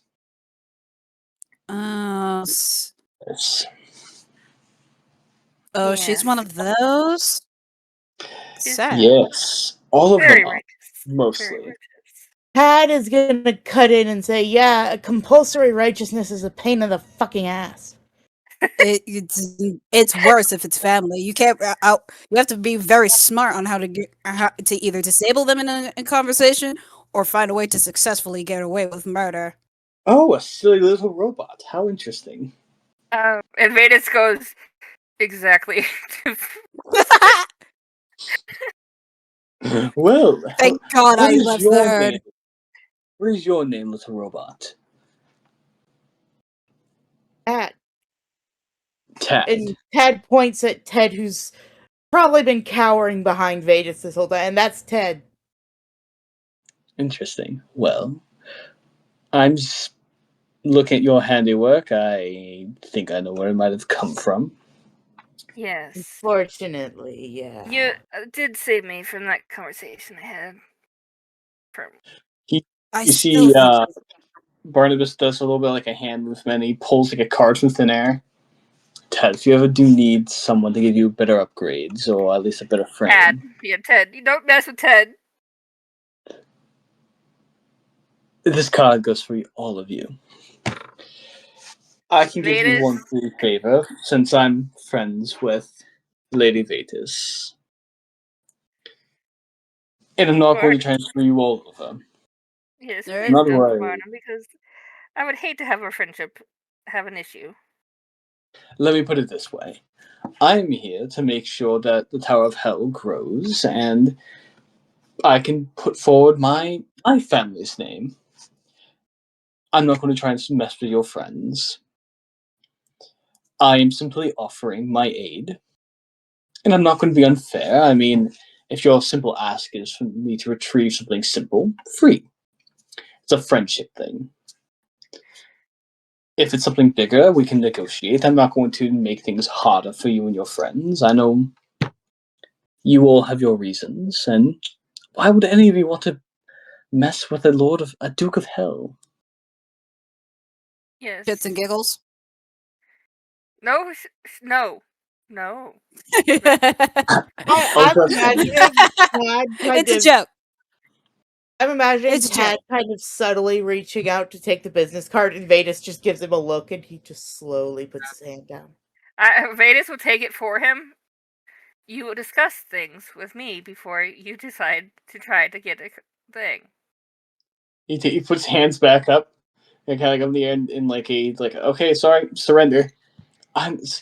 You're right. I'm very sorry about that.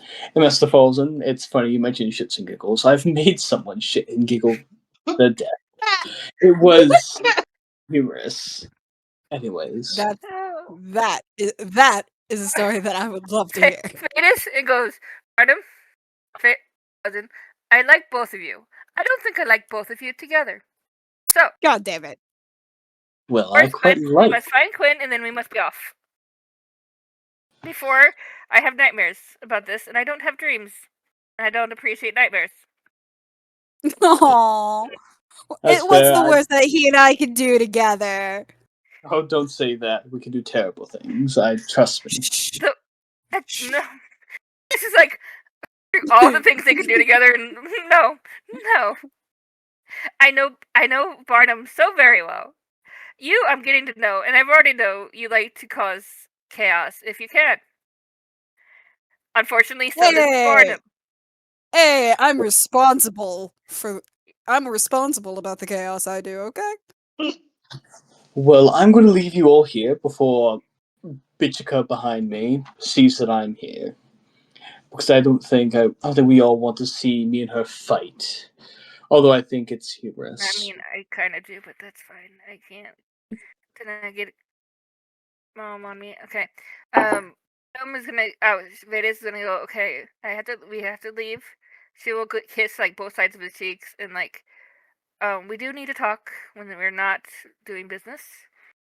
I would like to catch up, but not now. Oh. Name Name the time and place, and I will be there. Alright. Do be safe. Don't cause too much. Don't get caught. He bows. Of course, I won't cause too much chaos. Only the healthy amount. He bows in front of Vetis Gabriel. basically stopped herself from saying "don't cause chaos" because she's like, it's Barnum. He's gonna cause chaos. Don't get caught is now the safer option. Aww. He does like a little bit of like a bow and kind of turns on his heel and kind of begins to walk back towards the crowd. He passes by Angelica and just pretty much goes, "Slut," and walks off. And she goes, "What?" I was half expecting him to, like, as he left, say, like, "Goodbye, have fun, see you in hell." And Falzen let out a bark of a laugh like how I did at at calling her a slut. Oh, Quinn is gonna be so mad he missed this. Who could have Ted is Find gonna him. look to Vetis and Find him say, now? Is everyone you know really creepy?" He's not creepy. He's a delight.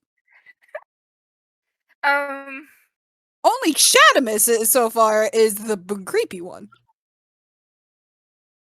I don't know, they all seem very threatening. I mean, I grew sweetie, up in a very no threatening offense. area. I mean, no offense, sweetie. A lot of people that you have met so far to you have been very threatening. Yeah.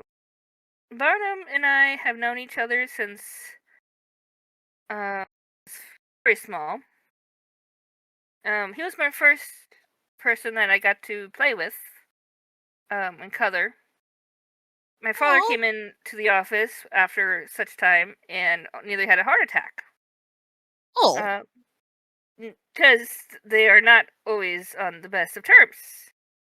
But he can't say much, and now now Barnum likes to hang out with me to cause my dad more heart attacks, because he realized it was a way he could poke at my father without him trying to off him. Because obviously, if his baby daughter is coloring with the boy, you don't want to make your daughter cry because her companion is smited. Is it still smiting if it's infernal? Technically, yes. I think so. Okay. Technically, yes. It's just filled with different intent. Yeah, it's a little more of a Infernal. darker smite. But yes, but he is a good friend if you know what he is.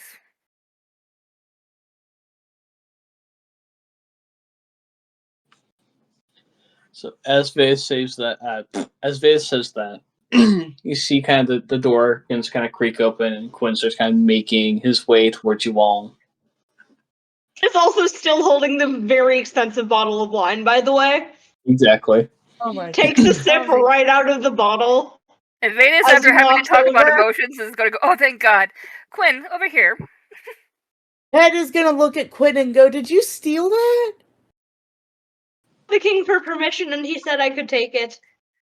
Okay, It's very expensive wine too. Like kind of freeze when Quinn said anything about meeting the king, and then pretty much hustle them out before anyone else can get to them. No, Quinn goes, "No, he gave me permission to take it. I just asked and he said yes." Recorks it. "I'll be saving this for later." You said the king, and everyone wants to talk to the king, and obviously you like, nope, we're leaving now. The fuck you mean? just Why see the hell goddamn circus fuck speak with the king? You need to calm down. No, fuck that. Let me in, sir. Calm, Daddy. Calm, Daddy. Chill. So Vetis is like ushering every one of us out. Yep. With Falzen helping. Okay, I don't know what this cat is doing. To anyone in the teleport room. Why is he? I'm sorry. So, there's a cat tree with like a couple caves and a platform. So the cat is sitting on top of the cave with his head resting adjacently on the platform, he's like at a right angle. I don't know how that's comfortable. Because cat. It seems to be like Yeah. it's like the equivalent of falling asleep with your head on a desk. Yeah, it's a cat. Pick. Yeah, Oh my okay, god. that's And like they're very weird. limber. You should see my brother's cat. Sometimes when he's asleep, he's all twisted up like someone's wringing out a towel. Like you do with a ferret because they're noodles. Incoming. I don't Either know, way. I've never seen a sleeping ferret. They're always running around. That's fucking crazy, man. If you see a sleeping ferret, they could be in a deep sleep and then they look dead. Oh yeah, one of my cats is like that, and I've had him since he was like very, very, very young. So like he would sleep and like he wouldn't wake up for like noises or if you'd like poke his ear or something, and I was always so scared. Yeah. Like what is this boy doing? It's like when after you like take a when your ferret takes a bath and whatever, you can like actually wring them out like a rag and they're going to be fine. Oh my god. Yeah, it's a fucking spooky, man. Anyways, yeah. But yeah, walks back in from his meeting with the king, takes a sip of the expensive wine, recorks it, goes, I'm saving this for later. This is after you say the whole thing about the king has very much ushered you. That are mad that you talk to the king. Quinn turning to Falzen's helping. Quinn turning to Falzen. So, what did I miss? Oh, what did I miss? So we say an epic bitch fest. Yeah, epic bitch fest, and we Nice. met Bitchica. Bitchica and her Bitchica. She does not deserve the name. Quinn looks at Falzen and goes, did you come up with that yourself? High five! Yeah. And he gives her the high five. Nice. Yeah, Bitchica. And when the two boyfriends share a brain cell. and we met Barnabus. Barnabas. Don't call him Barnab, or you'll go to hell. It might be worse than that. Or you'll go to hell. You're Barnabas, who is a childhood friend of Vetis that her dad doesn't like because he is a wet dillweed. You're gonna give him the title that he gave him? I don't know where you come up with these insults, but I need to know where you get them. These are clever. Oh, I just came up with Barnabas them on the spot. is a Duke of Hell. Yeah, and he's funny. You teach me your ways. You're talking to He's talking to me. I figured. He's talking to Falzen. I love you. Teach me your ways. Next session, Falzen's gonna teach Quinn to cast Vicious Mockery. Yeah. Quinn already knows that. No, I don't. He's a rogue. He's a rogue. Honestly, Quinn should be allowed to get Vicious Mockery as a cantrip. No, I think Falzen needs Vicious Mockery, and he can teach it to Quinn if he wants. You know how there's like you can get like a dip into like a wizard or a. There should be a bard version. Yeah. Where you get a couple bard skills. There is. Yeah. I think it's the same feat. Oh, is it the same feat? One of the bard initiative? I think it's called like spell initiative. I thought it was accurate. I know it lets you pull from cleric, wizard, druid, and bard. Like magic initiative or whatever, like bard. Yeah. I don't know if there's a bard one though. I don't know. I'll look it up later. If there's got to be a homebrew version so you can take that feat. Yeah.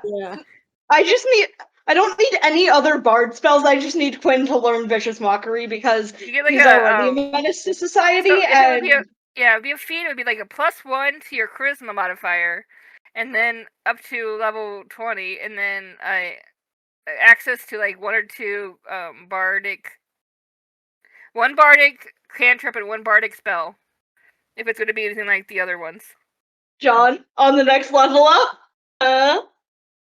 That's if you survive that long. Yeah, and Oh yeah, the dungeon. As we fall Yeah. into the dungeon, So now you're like finding out that Falzen's actually a very sassy boy. so as Quinn's kind of as Quinn joins you all, kind of you're like a little bit of time kind of passes, the crowd's kind of going up and down. You guys kind of realize, I'm just like, get out of here. You know, kind Vetis of is like make trying to get him out before anyone yes. gets too mad at us. Yeah, and Falzen's like helping Vetis corral them so she doesn't like have as much high cholesterol. Stress, Also, Quinn high blood pressure. does not put the bottle of wine away for one very funny reason. Because when we fall without taking damage, he still has it out and somehow doesn't spill a single drop. That's what really made him not want to fall, is because he had the fancy wine that you didn't want to break. Yeah. Exactly. Exactly. But yeah, so you all kind of are pushed towards kind of teleportation circle. There's kind of no one messing with it right now. You'll kind of step on there. You see the court wizard kind of like walks up. Oh, hi. Oh, yeah, well, yeah. Master Falzen. So before you all leave, I was told to give you something. So, That's being handed random things. Well, I don't know. You're not being handed. No. So you remember how you guys kind of teleported back somehow, and your cart was all the way so far away? yeah. I was told to give you this next time I saw you. Yeah, it holds out what looks to be it looks like a little jar, but inside is your cart. Oh. So, bottle. It's a card in a bottle. It's a cart. So, here's the thing. So, all you have to do is uncork this, and your cart will pop out of the bottle. It's a one-time use thing, and you'll have your cart back. Ooh, nice. It's probably smart to get it for you since you left it behind, and we don't actually. Let me phrase it this way: you all teleported back, and we made sense to have your cart, so we scried your cart wasn't there, and then I was up in my lab working on some stuff, and then I heard a crash, and then I heard some voice say, "How is it?" Like I think you might just need this. And then like and then like I turned around and no one was there, and the cart was there, so I was like, "What?" Anyways, I asked around, and someone said that's one of the certs. So I think that's probably Master Falzen's cart. So I was like, "Okay, cool." Put it in a bottle, and it's like that's what I did. Anyways, here's your thing. It got teleported back. We don't know who did it though, so I would check it out. Can you describe who it was? I have no idea. They disappeared as I turned around, but it sounded like horse hooves. All right. Thank you. I want to say, as the court wizard sort of walks away, Tad is gonna like hiss at him like a feral cat because he's so upset that he gave Ted the bracer that makes it so they can't, but he couldn't hear him. Yeah, so Ted, you go and hiss at the court, the court wizard, court mage as he walks away. He would have mentioned something about Tad, but he rolled like a nat 1 on his perception check. He was just like, "Oh, cool, I have to do this," and he walks by Tad. Yeah, it has just like literally like a feral cat. I don't know if he can scrunch up his face because robot, but just like imagine that angry little. I mean, wait, doesn't he have like a little peephole or something like that? Because it's the tadpole? Oh yeah, like an so the axolotl? tadpole is definitely making that face from inside the fishbowl. Yeah. Yeah. So what they kind of always step onto, you see like one of like a 12 use kind of a mage kind of gesture. You'll kind of step on the teleportation circle, and for like the half second, the most preservant of you kind of sees that the arms are scarred, and that kind of that kind of very evil looking smile As you guys are Can I roll teleported. perception to see if I would have Sure. noticed this? You know, yeah, actually, can I have everyone roll me perception? We're falling, but I want to see if I say anything before as I fall. Okay. Oh yeah, go right ahead. I have been falling for 30 minutes. For 30 minutes! Dirty 20. Perception. Okay. Is it perception? Yeah, it'd be perception. 17. So it's what you're not, and then fuck. Yeah. So Ted Um, got an 8 and Tad got a 9, so That's I why don't you think stay they in so saw well anything. because you were worried about falling. Somehow. Okay, so that's a nat 20 plus 5 for 25. Okay. So the Vetis, you notice that it's not exactly like you notice kind of the scarred arms. See, I'm distracted by the fact that he's like not the right. Like, why is he so Exactly, scarred up? For Falzen and the Quinn. The Quinn. You both also notice kind of that that's not the right guy. You also almost Falzen. You see what looks to be almost a tat. So for those I've watched the Owl House, you know how like the coven tattoos are. Yep. You see, like as the kind of practitioner turns their arms, you see almost like there's a hint of almost a symbol. Falzen, you notice the symbol. You can't kind of get a solid good look at it. For Quinn, you would recognize the symbol as the traveling courts. It's kind of like their symbol. It is almost a coat. For the traveling courts, it is kind of the Seelie and Unseelie kind of dancing around together. But this one looks almost older. It is a complete circle, but it almost looks like an eclipse. I see that there's almost a line kind of running down as the kind of two halves are put together. And you would recognize this as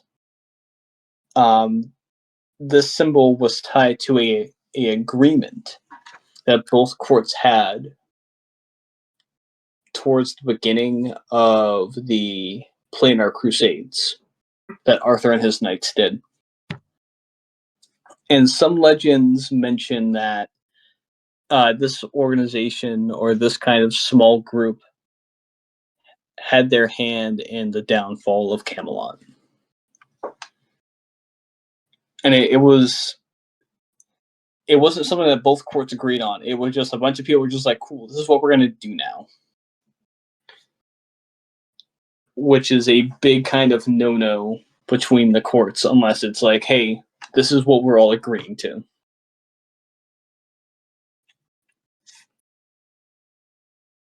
Yeah, and then you guys are all kind of teleported.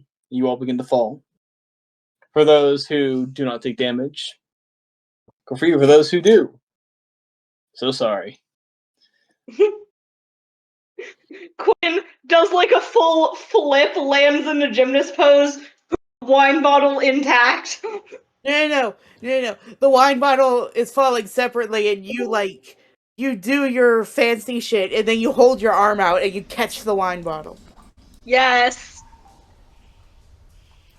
Not a single drop has spilled. Yeah. So, as you all kind of land, you kind of look around. It's a very dingy place. There's kind of the puff of kind of dust. There are bones everywhere. Soup still isn't back yet. I'm gonna check in on her. Kind of, I imagine like it's kind of all you all kind of stand up and kind of look around a little bit. This place looks old. It looks like almost like maybe an ancient ruin. Maybe you're underneath the castle somewhere. Maybe you're like an old part of it. But there's dust and cobwebs everywhere. Do You the bones look humanoid? Like, just the general size of them. Are these like rats or are they like people? These looks to be maybe small-sized skeletons.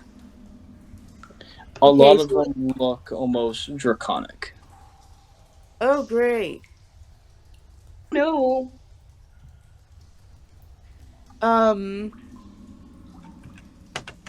Ooh.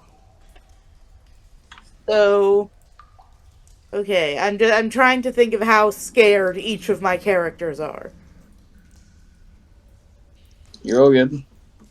Yeah. So I feel like freaked out, but not like panicking. Both of them.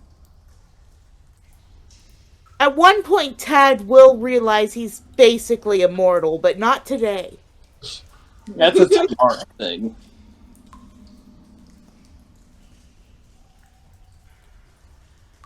So, Just so nonchalant about this. He's like, ooh. Anything he's like, what's that? What's that? What's that? Rather than being scared of the fact that he just fell into a dungeon. Vetis is just Full of laying there dragon hurt right bones. now. Little tiny Yeah. baby dragon bones. Quinn immediately goes to check on Falzen, who did not land correctly. Yeah, Vetis got landed horribly, and then she proceeded to also land, have Tad land on her, so she's hurt and just kind of laying there like, what is my life? Ted and Tad will help you get to your feet. I don't know if she wants to be Falzen's at her on feet his right back. now. Okay, Falzen's then, on his back. then we'll give you the fucking trauma blanket. One of the weighted blankets Falzen made. Yep. Because right now she's like hurt and like, ow, like her ankles hurt, so it's like, fuck. Quinn, gymnast flip, catches the bottle of wine, actually properly puts it away this time, and then goes to help Falzen up. You alright? That landing looked painful. Yeah. I'll be fine. It's not the worst teleportation. Quinn is like, you know when you're like lying on your back and then someone like comes up to your head, so they're like upside down in your peripheral? Yep. That's what Quinn is doing. Just like peering down at him.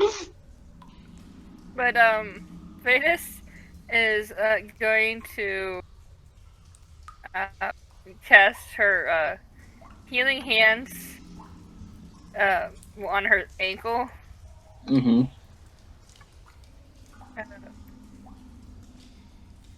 Because ow.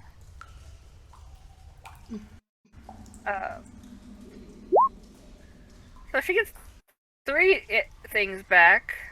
That's good.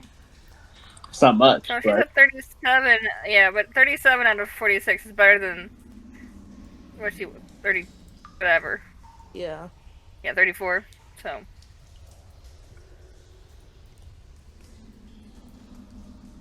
finally she'll like get herself up and like kind of wipe herself down. Where are we? And does anyone know who that was? No.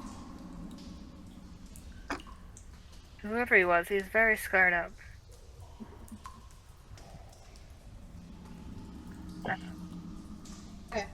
Looking around, can we roll investigation? Sure.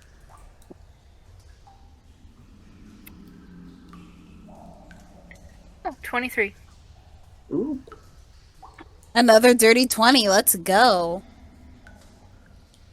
You like your dirty 20s. Yes, I do. So with that, you guys are looking around, and it's this very large empty room. You see what looks to be very broken pieces of maybe like a stone roof. You both kind of pick up that this maybe used to be a part of a castle. It looks to be maybe old enough to be from... This actually might be part of an old part of Camelot. You look around, and Falzen, you pick up this room was maybe a beast's den. where kind of the nobility would keep their kind of royal steeds, stuff like that. You don't see any horses around. Is Yeah. Wylan here? Wylan, as of right now, is knocked out. Okay. Soup just got back. What He'll about be here in a Marri? minute. Also knocked out, apparently. Yeah. As you will kind of look around, the kind of small dragon-like skeletons. Lots to be kobolds. Vetis is gonna go over to Wylan to kind of get him comfortable, and same with Marri, until such time as they wake up. Sounds good.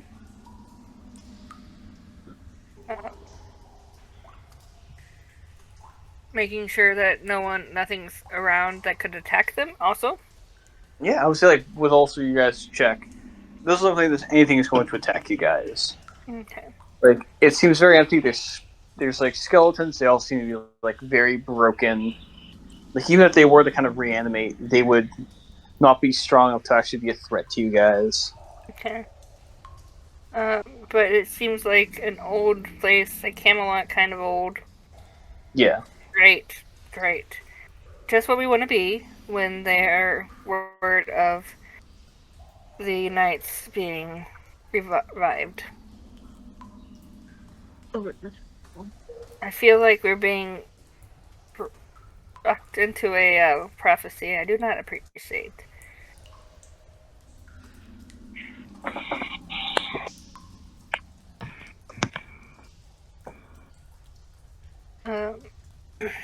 Is there a hallway or a door? Are we in a own room or is as you guys connected to a hallway? So, you guys are currently kind of in a very large room. As you have a look around, there is a bit of a hallway. If I'm going. Yes, there it is. Okay. So, Yep. So I'm gonna put Wylan and Marri up in this area. Oh, great! Damn it! I hate this thing. Okay. Where's Marri?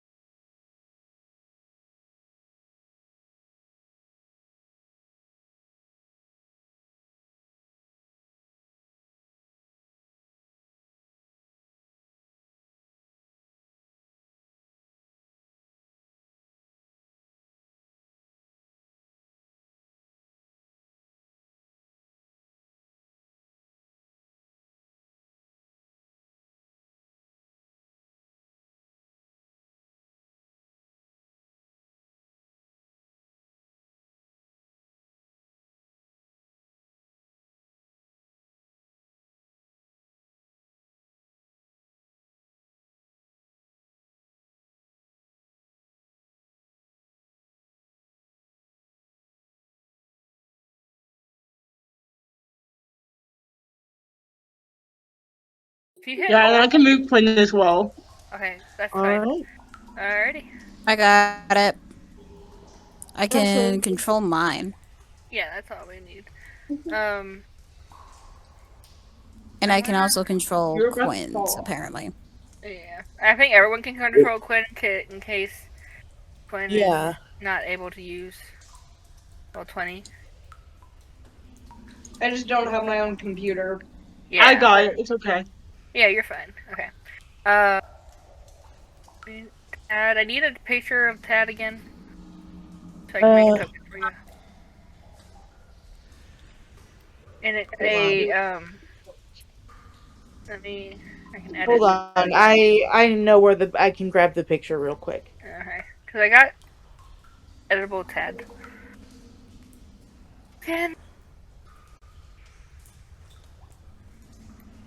Right. Putting it in Gen Chat. There. Okay, perfect. Yeah.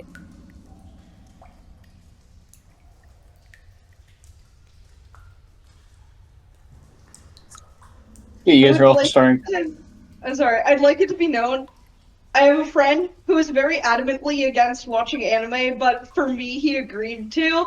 And I made the mistake of so like I was going through ones he'd actually like because I know the types of genres he watches, and so I realized he would love Full Metal Alchemist. Oh yeah. So he's watching Full Metal Alchemist Brotherhood, and he's on episode 4 right now. Oh no. Yeah. Oh Lord. Why did you do to him? Mind you, this is a guy who likes me. We'll see if Oh, he that's still gonna likes be me pretty. after this. Yeah. Yeah, that's I know, going to rock your relationship immediately because you No. said that he hated anime. Is episode You should 4 have the one? introduced. Episode 4 is the one with the dog. Okay, I was wondering. Man, 'Cause I love dogs. I've Why only did you watched do and that? read the stories, so. Okay, it's not that he actually hates anime, it's that he hasn't found the right ones. Because I believe there is an anime out there for everyone. There And is, It's but usually Full Metal Alchemist. hey, that's the I starter gave him pack. options. I gave him options, and that's what he chose to watch. The starter pack. That's something that you kind of build something into for somebody that I told him that's been burned by anime. I gave him a list of ones he'd like. I told him Ruby, Full Metal Alchemist, Black Clover, and like one other. And he made the decision to watch Full Metal Alchemist. You veto and introduce it to me, Yu Yu Hakusho, One Piece, just so that he doesn't like I'm immediately. still off of plots he would like. What? Plots he would like. Plot? Plots. I will Because say, mind you, like this is a guy who literally, when our mutual friend introduced us, the first thing he asked me was who my favorite Star Wars character was. And then we proceeded to talk from Star Wars to Game of Thrones. So I know he can handle the angst. I just also haven't warned him about it. oh yeah, he's also So gonna wait a hate you after episode 10. Oh yeah, he's gonna hate you. True. He's gonna hate you. Your relationship is going to be literally tested on Full Metal Alchemist. Luckily, we're not even dating yet. Yeah, no. Like, the relationship At all. between you will change forever. Yeah, it don't matter if still you're in a likes me after relationship getting or in through friendship. It's gonna change. Yeah. All right. So, Full Metal Alchemist aside. Sorry. Sorry. No, you're all good. No, you guys are all in this room. It is kind of. There's 3 exits. There's kind of a door. There's kind of closed. There's kind of a door on every single side of it. Okay, I fixed the TAD token. Ah, thank you. Okay, let me... Delete. How do I get rid of this guy? You click on it and delete it. I imagine like you guys kind of like mess with the doors. The bottom and the far right one are. Ooh, it's cool. Those ones are both unlocked. The one to the north and one up top. I just kind of get a little bit closer. It is a wooden door, but it's slightly crooked and it looks like it's been kind of ripped off its hinges and kind of stuck. This one right here? Yep, the one up top. Okay. This one. Alright. I'm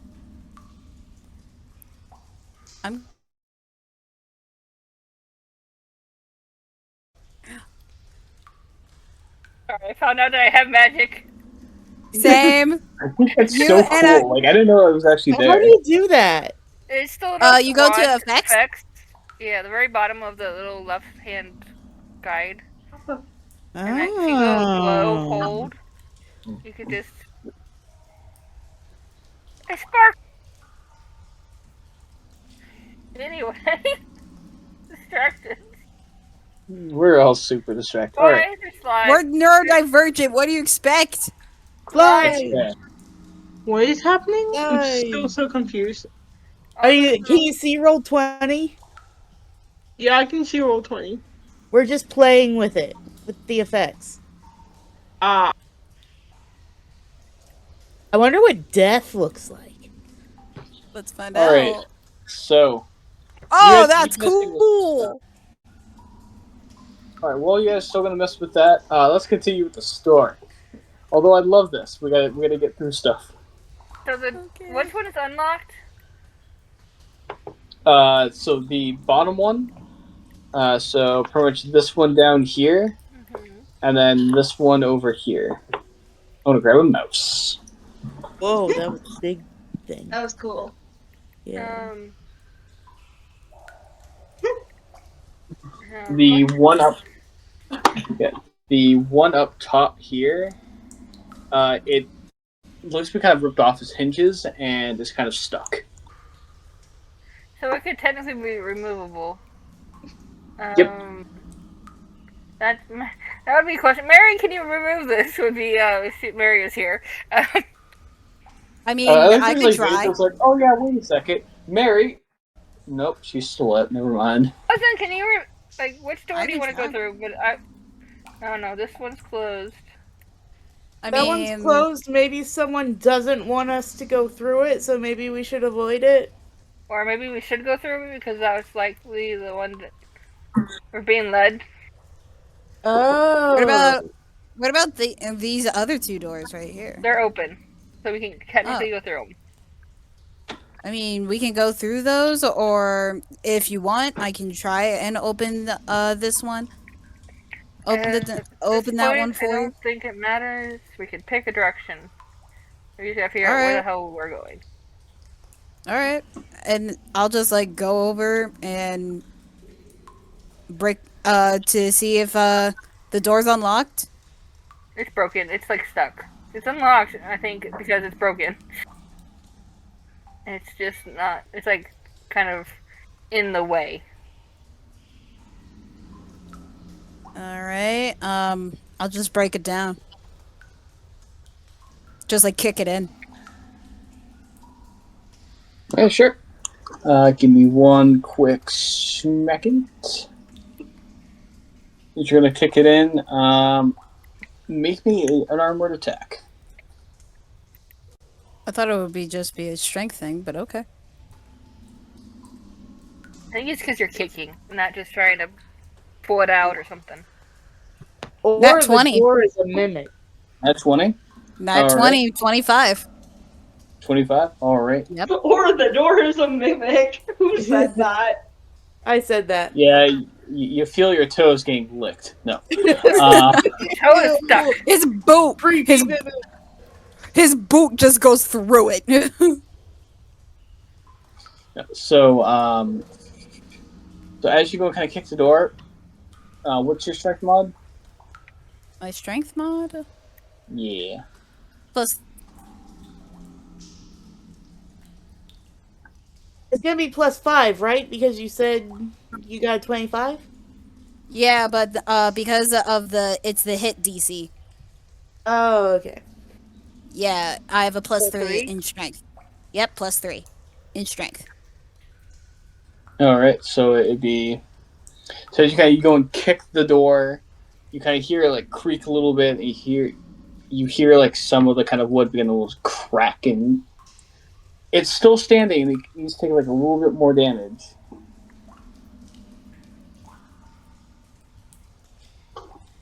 Alright, I'll just go again.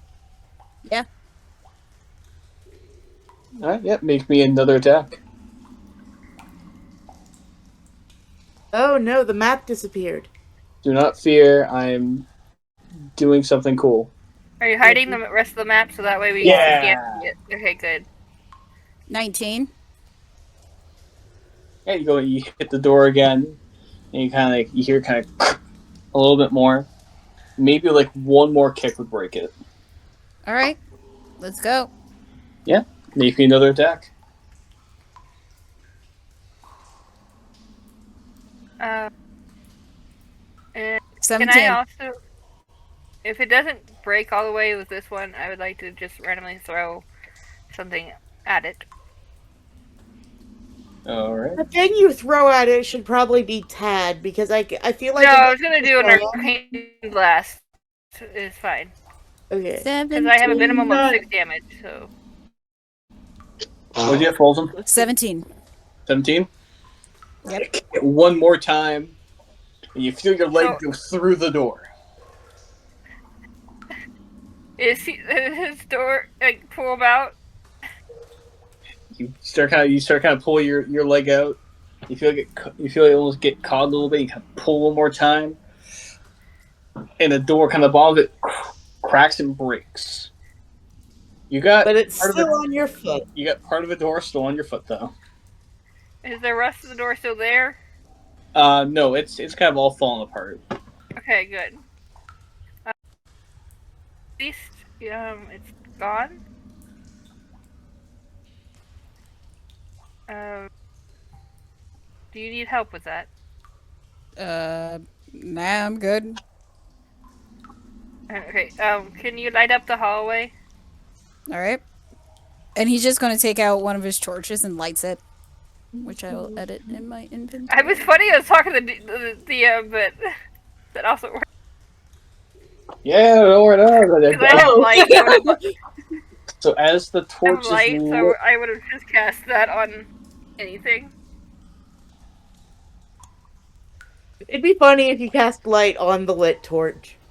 I mean, technically, you just cast it on the top of the torch. And it burns for an hour. And light doesn't. You don't have to worry about using up a torch.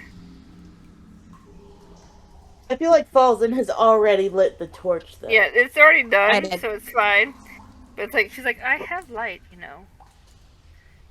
And then proceed to like light up a finger and like turning it then closing your hand and turning it off. And he's like, well, too stinking late.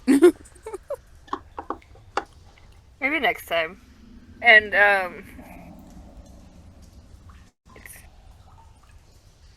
don't know, but I don't like going into unlocked doors when there's a way that goes blocked. It just seems like we're being led down to the unlocked doors. So it looks like that it's Falzen first because he broke the door down and it just started going in. I don't care which way. You either move or you don't. But Vetis is gonna move if you don't. Quinn will follow Falzen. Alright. as you all kind of leave the room, abandoning Marri behind. Marri. Yes. Marri will be fine. Someone needs to move Wylan. And Marri. That way that I was able to. I'm going. No, Marri's knocked out. Yeah. Marri's. Yeah, she's Yeah, that'll just be easier. Yeah, while Gabe gets back. Yeah, Marri's like in right Perfect. here and somewhere. Yeah. There. I'm trying to get her into not the room, but it's not. There we go. You're good. I can move her. I got her. Alright, cool. Tad is very deliberately staying in between Ted and Vetis, sort of almost kinda using them as shields, just in case something happens. One day he'll realize he's immortal. In a way. Maybe. He's immortal. The body is immortal. Well, yeah. Yeah. So as But even if it gets destroyed, he can get a new one, so. Why is there a red dot on... Don't put a red That dot. was That me. means bloodied. Oh no, I can move you. Don't move. Yeah, Pick a different damn dot color. I was trying to like signal that I actually. Why is Ted moving? There we go. Yeah. Have like light. There we go. Yeah. Okay, that's perfect. Fine. I just like I see red. I'm like, oh my god, you're injured. Lead. So as you guys kind of make your way down the hallway, you see that kind of the floors and the walls are all covered in what looks to be like moss, which means there is probably a way out of here somewhere. And it leads to water. It's water somewhere at least. Yep. All right. So as we go down, does more like come to light? Like, So can I roll investigation to make sure there's no like traps and whatnot? sure, you can roll investigation. I'm gonna say like so above to if you look on the map, you see like there's that like little kind of thing in the middle, with kind of a broken piece right below Falzen. That's pretty much a open door. I'm gonna try and keep on that. Like if you guys walk by that, I'm gonna show that there's actually a room down there. The squares are kind of what are actually like normal doors. The red ones are kind of like broken or completely open. I'm going to try and show you guys stuff as you guys kind of come upon it. I have a 17. It is 17. And kind of you look around as in this hallway as well as kind of. Okay. Wait. Falzen, are you going into the room? Or are you going to keep going by? I'm just gonna go into the room. Whee. Okay. Roommate. Oh, also now that it's dark, Ted is starting to feel his cave anxiety. Or not like completely dark, just like there's no longer an opening in the ceiling. Okay. What are you carrying on you? Me? Yes. Well, no, it's not. It's not like the darkness itself. It's like the fact that there's no longer a hole in the ceiling that makes it not a cave. This is technically a room. So do you get cave anxiety in rooms? Underground rooms. Are we underground? Yeah. Not that we know of. I thought we were because we fell. From a teleporter. We teleported. Hey guys, unfortunately some stuff came up and I'm gonna have to leave. Ezra's still gonna be here, but I'm not. Bye. Okay. Okay, bye. So sorry about that. Okay. No good. Bye, see you next week. Yeah. Ted does not have his cave anxiety right now. Yeah, because we technically fell on top of a room and then fell down. Okay. In like a basement or something. We don't know technically what we're in. Okay. I am on my phone right now. I can see the map, but I won't be able to move. Okay. You're all good. I'm just going to assume you guys are with us unless you say otherwise. I can't move Wylan. So Wylan is just there, but That's Quinn. I know I can move Quinn. I wanted to move Quinn. Oh. I'm not actually going to move them because it's annoying. They are assumption of near us, unless said otherwise. So, with that, Falzen, as kind of you're the first one inside of this room. As you kind of walk in, it's still like very dingy, but you come upon what looks to be a very old library. There you see that there's a bunch of like rotting bookshelves. There's some kind of books and alcoves around. It looks like it was maybe a study of some kind.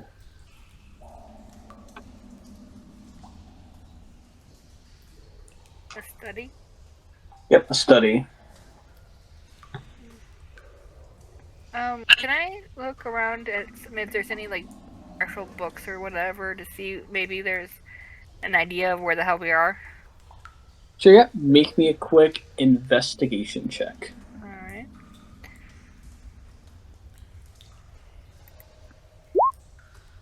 Damn it! Could not be switched. An 11. 11? Yeah, unfortunately I did not get the nat 20. Because that was... I'm sad now, but it's fine.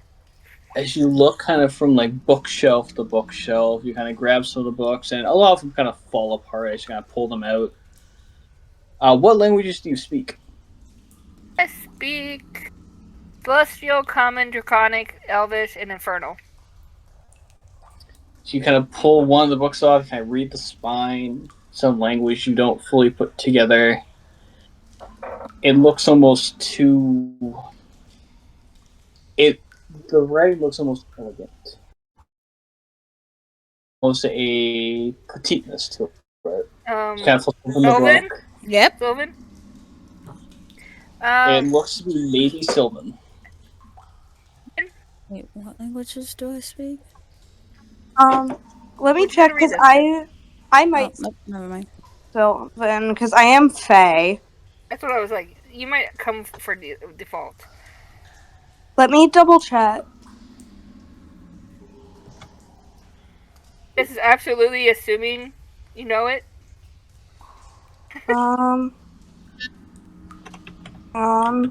He's making assumptions. Sylvan. Oh yes, I do speak Sylvan, so I can read it. Yeah, Vetis is gonna. Darling, can you check and see what this says? It's not a language I know. Ooh, yes, that's my native language. So John, what does it say? So as you take this book, it's very old. You kind of look at the spine. This book is titled "The History of the Land" by Stavru Kaurus. Stavru Kaurus. Yep. Totally real NPC thing. It appears to be a history book. Of the area? Yes, called The History of the Land by some man or other. Halreus. That's not a very common Fae name. Do you know if it's what area the land is in? Maybe we'll have an idea of where we are. Give me a moment. And Quinn the book to the table of contents. Hi, Gabe. Hello, Gabe. Hey, Gabe. So, Quinn, as you kind of flip through the pages, you see like a bunch of almost like hand-drawn maps of the continent of Farr-Brent. And you kind of read through. You kind of look at this is like dated a few thousand years ago. 1,000 years? Few thousand, not even just 1,000. Few.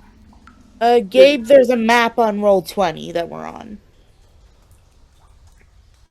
Yeah, it might be a second. I'm driving to the store to grab stuff for my mom, and then I will be headed home.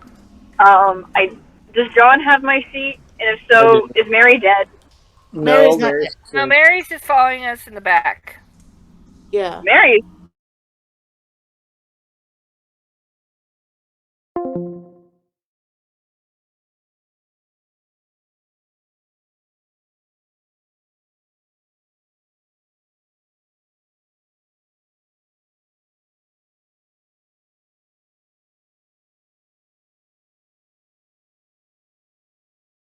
is broken down from different horde lords.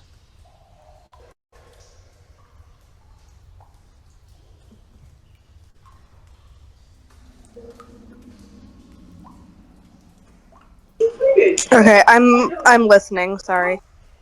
You're good. Yeah, it's pretty. You just kind of flip through a few more pages. It's just a very old book about this continent and a few other islands around it. Is this continent like the one that we were originally on still? So we're not like across an ocean. So you would know that this is still this book. Kind of the few pages of Quinn's seen so far. This is Farr-Brent. This is the continent you guys are on currently. As kind of Quinn flipped through more pages, there's also some passages about the continent of Modesh, some stuff about Resnoris.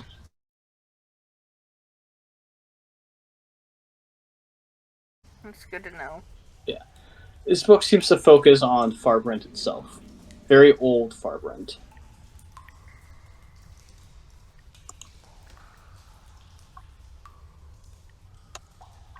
Okay. Well, that's good to know. Let's see how. Is that the only book I find? Oh no, you can look on like other. You look on other. There's books everywhere. It's going to look on another. On this one. Sure. Anything in Sylvan, Quinn can translate for you. Yeah.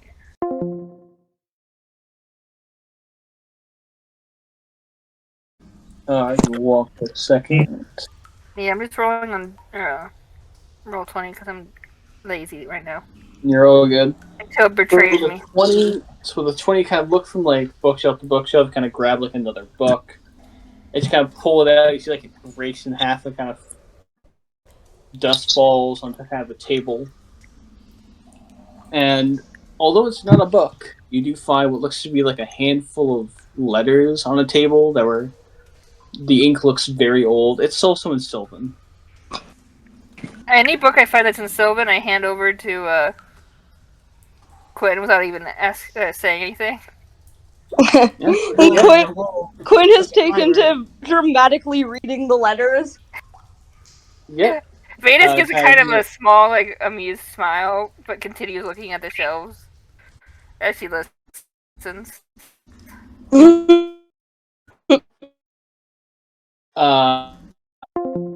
For these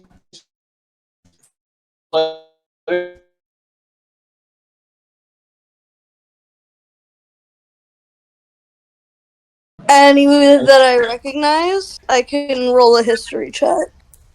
none of them that seem important. None of them that seem very important. Okay. You think back, like you've heard, like you see like one name, you're like, oh yeah, that was a pretty old guy, and like he died in the battle one day.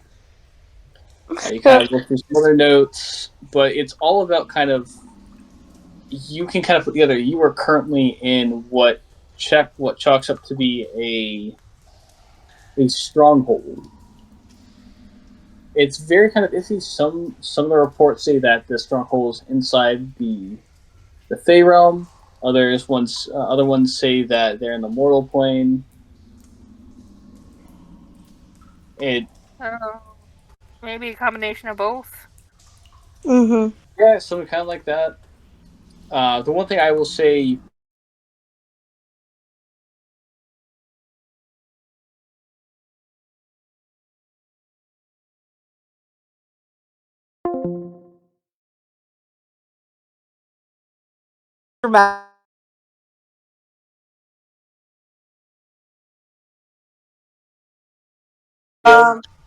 That's fine. Actually, yeah. Hang on. I don't even think you need to see the map. It's just we're in a square room. Actually, Soup, don't worry. Next time it shuts down, I'll just turn it off for the night. Sorry, pulling up my seat. You're good.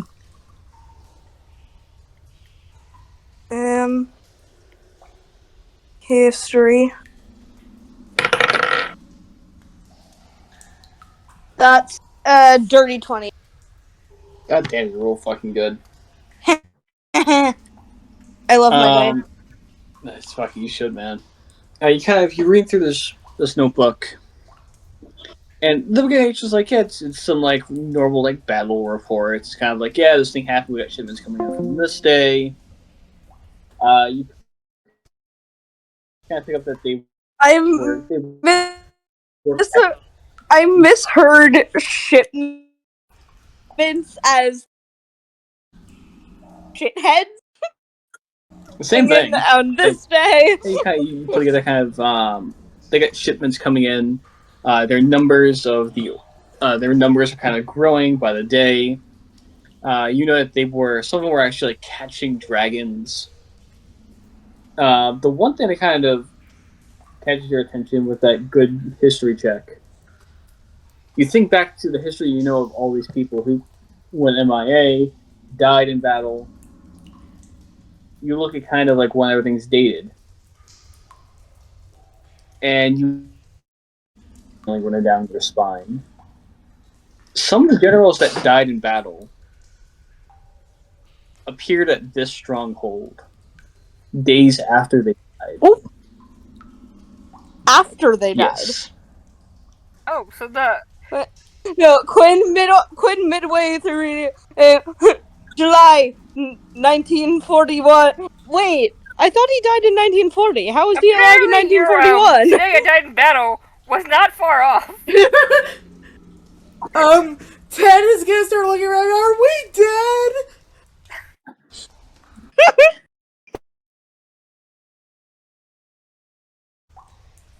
Ed, but this is rather concerning information. Yes, considering it all, it seems the undead might be a possibility around here. Well, we know there isn't a.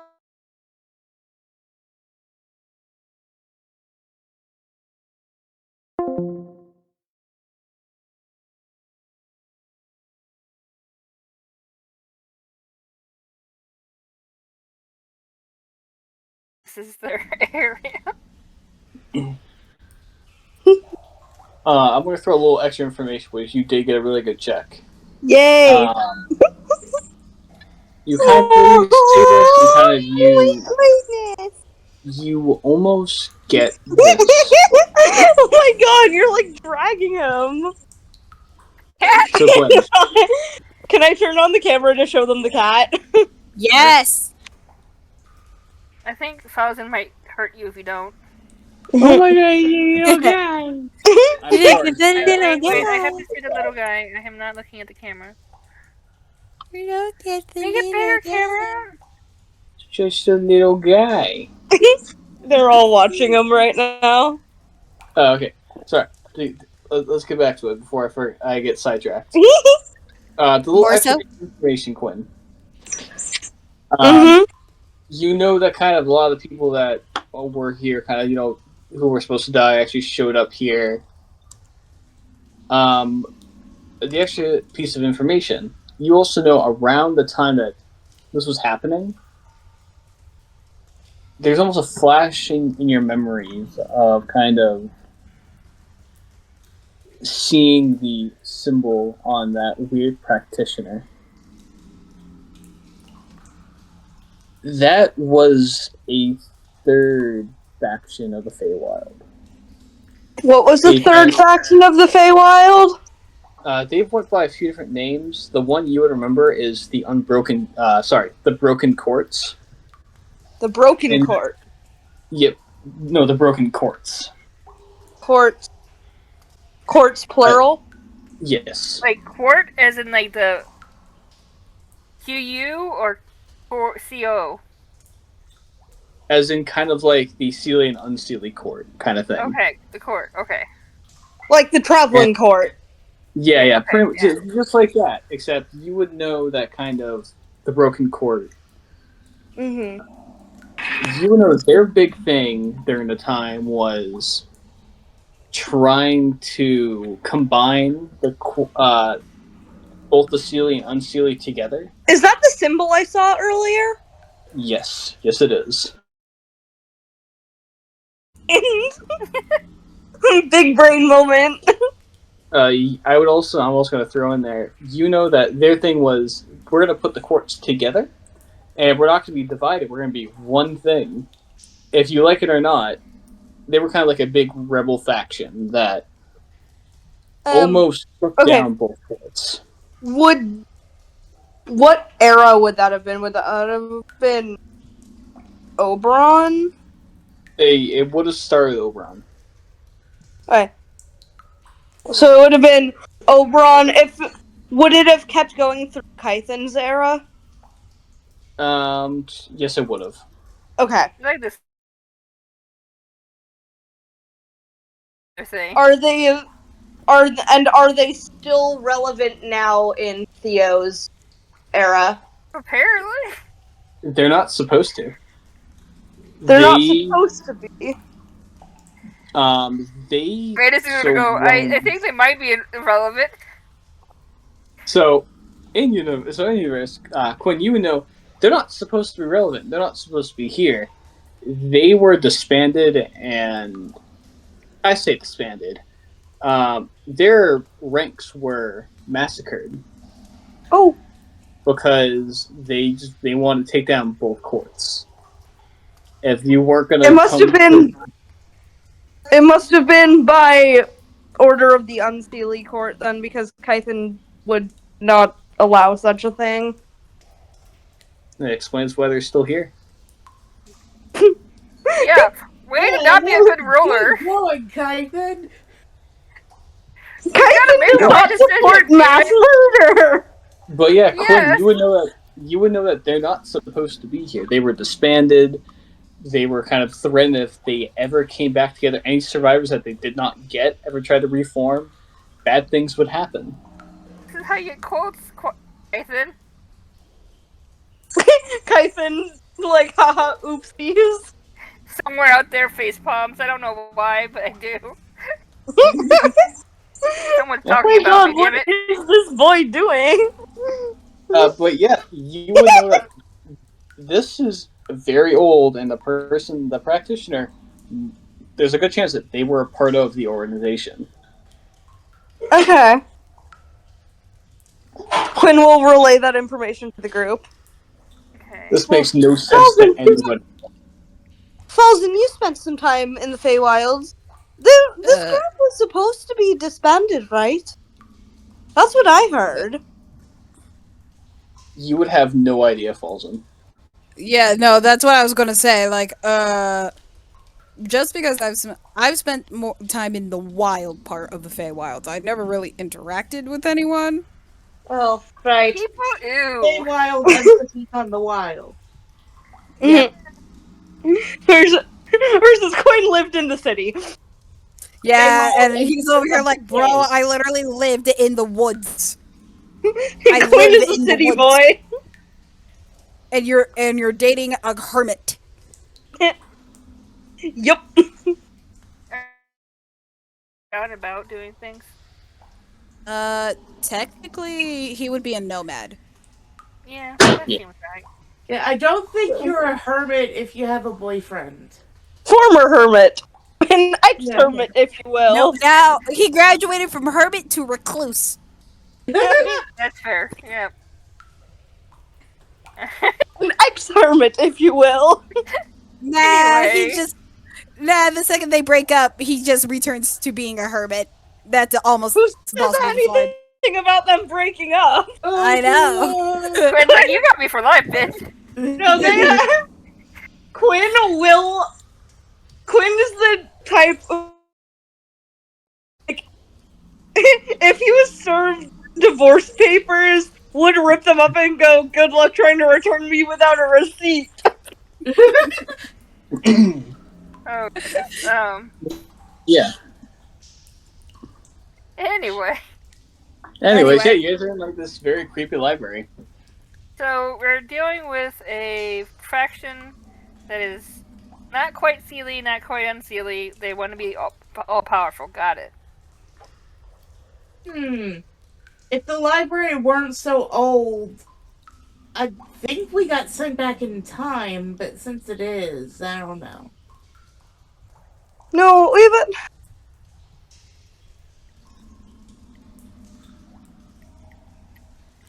No, the papers are practically falling apart, so it can't be back in time. However, I wonder if a couple of these generals need time travel, because how else would they arrive here after they died? Undead. Quinn is like stuck on that fact. Like, and Vetis is undead. Absolutely, they're undead. We can't convince me otherwise. Pat is gonna speak up and say, no, listen. They faked their deaths for political purposes. Oh, you know, I do like that idea. I mean, that's fair.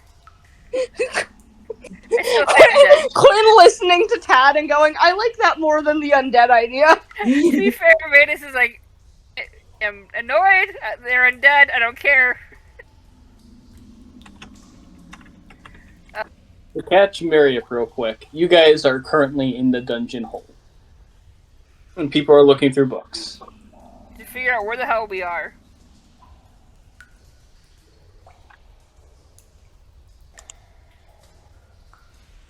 Yeah, you guys want to keep pulling books, explore more of the Maybe we'll look at a different area for maybe something she can read while sure, yeah. they're reading their stuff. Make me a investigation check. Alright, let's see how well this one goes. Imagine it's just another Sylvan book and Quinn! Oh, apparently a 20 again! Just a 20? Yep, dirty 20. Sure. I like my dirty 20s too, apparently. So as you kind of 20 is like book for book. I like my 20s dirty. You for voicing what everyone was thinking. You do not find any books that are in common or a language you speak. You do find, you see kind of you... Not even Elvish? Because I'm like, that's like a bit, like Sylvan, but base old, like newer one. Yeah. Okay, but I can't read Middle English, so... Yeah. I'm gonna say, you do find a book that is in Elvish. It is... Actually, it's still interesting. Yeah, you do find a book in Elvish. You kind of flip open, you kind of see the side. It's another journal. As you kind of flip it open, you go kind of from page to page. This seems to be kind of a report from the Unseelie Court. Depicting a meeting that they're going to have with a member from the Tower of Hell that's going to aid in their next attack. Okay. You kind of read through a few more pages. You find that that they are the next attack is going to be a planned coup to get the courts to fight each other, so they can at least maybe try and get one court on their side and then just take care of the other one. So this is the third party having a meeting with the Tower of Hell? Yep, yeah, they're meeting with a Duke or Duchess of Hell. Okay. Does the name get said at all? You look through page to page. There is no name. They just mentioned, we are going to meet this person. Okay. And you look at this, looks to be like a little pocket journal, so probably the writer probably did know the name, but this was probably kept with them. So they didn't want to write it down. Yeah, they didn't want to write it down in case they got killed or captured. Okay. And you've looked through enough kind of stuff, you kind of pick up on what is true and what is absolute bullshit. You can put together that there was an attack and they were planning a coup.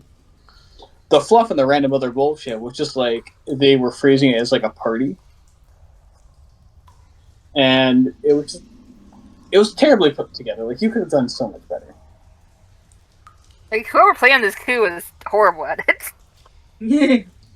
Like, critiquing how bad their attempt It's actually the audacity. Like, if you're gonna do a coup, you gotta do it correctly. Yeah, you kind of like, you see like there's like initials of D-E. Who the hell they were? They were fucking dipshits. So, like, basically, Vetis is like reading this and like tutting this whole time. And I just see Vetis and Falzen just spitting nicknames the entire time. Vetis is like, can you believe that they thought this is what they needed to do? I mean, they're dipshits. I mean, they're arrogant little whiny boys. What do you expect? I feel like if anyone's watching us, they're getting really mad for no parent. Because of the comments. Yeah, like unironically, if Falzen wasn't such a near reclusive fuck, he would have been a bard. He would have been the meanest bard. I think Quinn sees the missed potential in him. And weeps over it. Yeah, because he's the theater kid that was traumatized by theater. Oh no! Oh shit, my dice. No! Oh, How dare you! That's a 20. Cool. Quinn is the band kid that should have been in theater. And Falzen is the band kid and theater kid that's been traumatized by both and just doesn't talk about it. Out of character, I was the band kid who physically could not handle marching in the Texas heat and had to switch to theater. Funny. I think Vetis was a theater kid. I got cheated, out of character. and I was like, you know what? Maybe not. Out of character, I was also a band kid that wasn't allowed to be a theater kid, even though half of the marching band was in theater. What am I rolling, John? Can I have everyone make me a quick perception check? All right. Everyone? Everybody. Everybody. Do I get advantage if Ted looks up and checks the ceiling? Sure, I'll give you advantage if you check the ceiling. 10. All right. That's always my mantra when I watch horror movies. It's these fuckers need to look up. Yeah. That's a nat 20 plus 5 for 25. I need to pull up Mary's sheet. Oh, nat 20 for Ted. Let's see what the modifier is. Damn, you guys, I just rolled 20. 17 minus 1, so that'd be a 16. Didn't even need the advantage. Okay. Perception plus 3, 23. Oh, he was also looking up. He's just like, nah. He was so consumed with talking to Vetis, and so his eyes glazed over. Vetis is apparently in her critique of horrible coup etiquette. They're literally bitching to each other. They're doing the tee-hees. Mary is realizing that everybody else is looking around, so she's going to look around as well. Like, what are you looking at? So what is happening? You all kind of are like looking through different books, stuff like that, and for everyone I got over a 15. Yay. There is almost the sound of a stone hitting what sounds like to be almost a metal pan. And the creaking of maybe bone.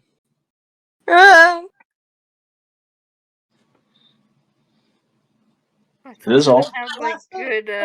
Quinn goes, guys. Guys. Creepy sound, creepy dungeon. Perhaps we leave the coup critique to later. Oh, fine. Ruin my fun. Try to find a way out of here. But me and Vetis were bonding. He goes, however, I want to join in on the conversation if we survive this. Take the book with you if you must. Yes, let's take the book with us. Is there any other interesting books I can grab to read later? I say, make me. Are you? And better if they're at in Sylvan, you can just have Quinn read them to you. And can I also grab a couple? Mine are both the same. So my passive investigation is a 14, whereas my passive perception is 11. Cool. For anyone else trying to grab a book or find anything, make me a perception or investigation check, whichever one is better. I'll do a perception check. Yeah, I feel like I'm kind of like grabbing as I go, so... Mary's probably going into Falzen and kind of whisper, what are we looking for? That's a 21. But I was eating chicken. I walk and grab something as I'm leaving, and I'm not paying attention to what I'm grabbing, John. Just grab it. I got a 14, so I just grabbed a couple. Oh. We were critiquing on how these dumbasses were trying to plan a coup, but they were super stupid and stupid arrogant about it. Oh. Yeah, I grab a book, but I don't pay attention to what I'm grabbing. Yeah, like their battle tactics is fucking atrocious. I'll pick up a book to look for battle tactics. Or unless we've already... Mary, do you speak Sylvan? No. Mary speaks Common and Orc. Yeah, Quinn has been translating for us the entire time, so just grab a couple of books. Grab a couple, Quinn can read them to you. Yep, grab a couple, Quinn will read. All right. So Marri, instead of an investigation or perception, because she has been told to pick up as many books as she can I do a strength check to pick up as many books as I can? You know Can I what? also do the same thing? Can I also do the same thing? Because this is funny to him. Sure. Quinn is just like, Hey, 22. Yep. Let's see. That's another 17 plus 5, also making that a 22. Yes. No, wait, hold on. I think I read the wrong thing. Nope, never mind. We're good. It's still 22. You both pick up as many books as you guys can. You guys pick up like maybe what looks to be like maybe 15 books. Nice. Quinn looks at them and goes, I'm gonna have to read all of those. Yeah. Ooh. All right. I have a bag of holding. You don't have Same. to carry them. I have Alright, stick them in the bag. I'll read them later. All right. I can read as we walk. Yes. You just grabbed some random book, correct, Vetis? I grabbed a random book, apparently. Cool. I got You a grabbed 20. I got a 21 for like actually properly looking for a book. Okay. So. But what did Vetis grab? So Quinn, as your friends are kind of like grabbing as many books as possible, some of these books are like breaking, but they're grabbing whatever they can. You're looking from kind of book to book, and you find what looks to be kind of. You see like a book that has a piece of parchment kind of sticking out from the side of it. Kind of pick it up, put it to the side. It's yet another journal. This was a general that you've heard about. He disappeared one day. The story said he was taken by a hag. But with what you've heard today, may be true, but he might have not been killed. You kind of open the book a little bit and look at a piece of parchment. And it looks to be directions. Ooh. It would almost be like a written out map. No, through the library. And as you kind of... What library? This the little room we're in?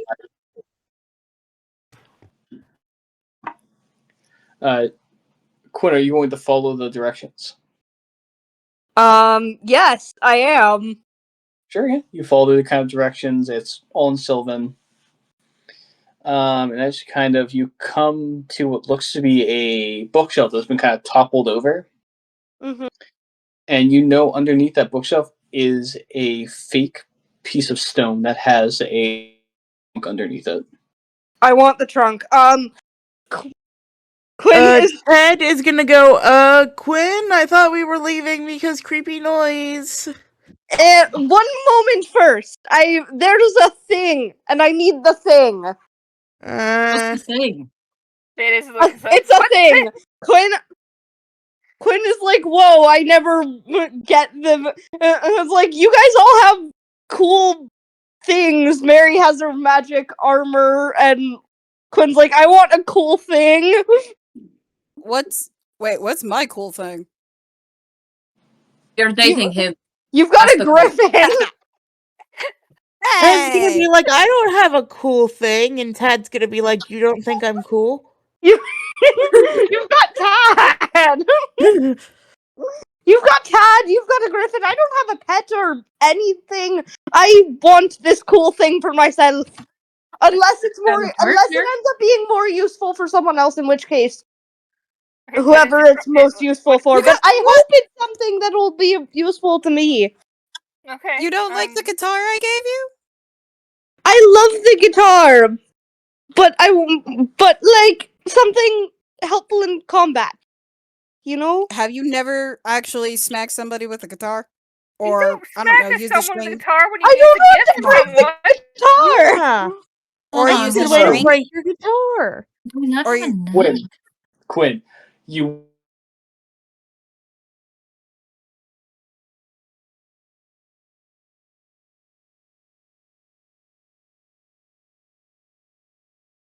Looks like you could try and break it. It might be a bit easier than pushing it. You might need to have Marri or someone else stronger lift it.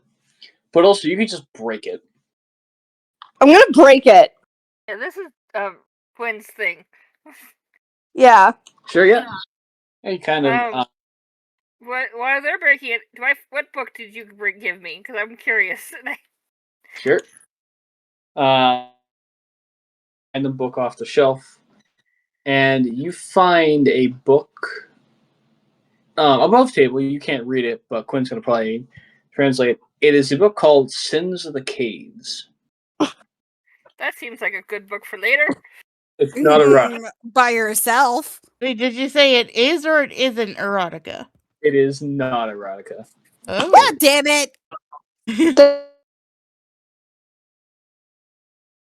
Like all these like war books, and then the one erotica that the soldiers probably like traded. No, Quinn. That's what's in the trunk. I don't know. We'll find out what's in the trunk. Yes. So, above table, when Quinn reads it out, it sounds very like an erotica. But in reality, this is really like kind of translating pretty good battle plans for a assassination of Queen Titania.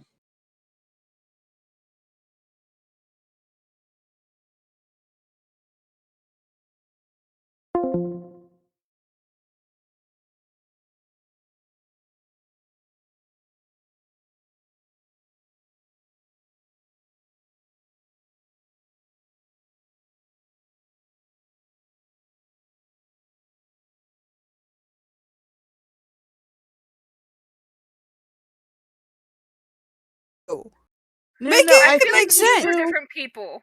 I think those coup instructions were distraction, and these are the real coup instructions Or that they from a hid different as party. erotica. I feel like this is from a different group than that group. Sure, Gabe. What do you want to try and roll? You have to be accurate when sex is involved. Well, of course. Thank I mean, you. yeah, Thank there's you. that. Can I act?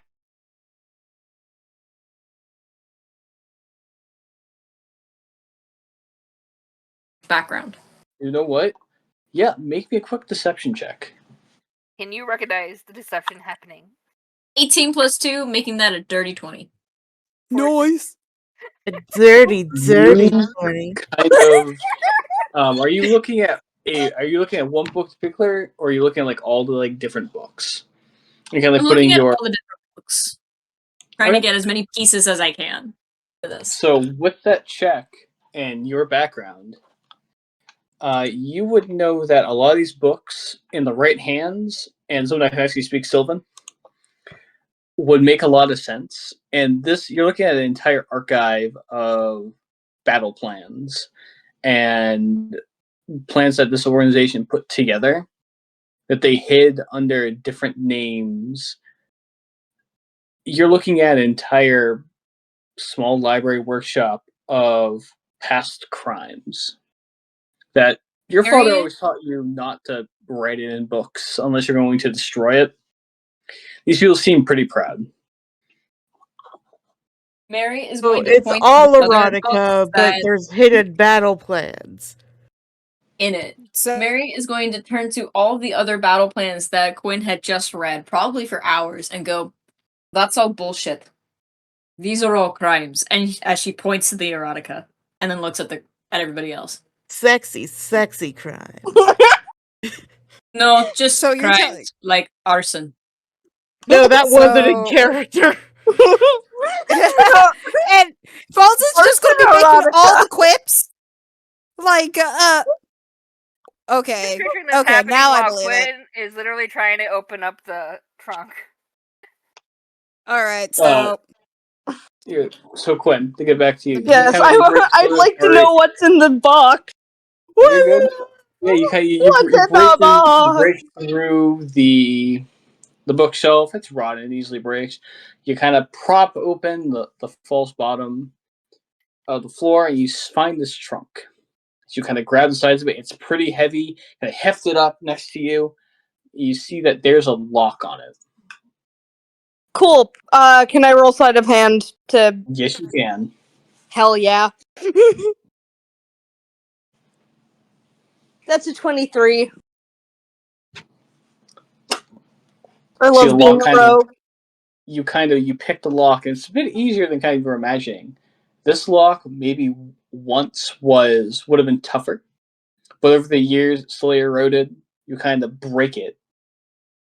No, you unlock it and kind of stick your picks out. It falls off and breaks on the floor. So you open it up. You find what looks to be statues.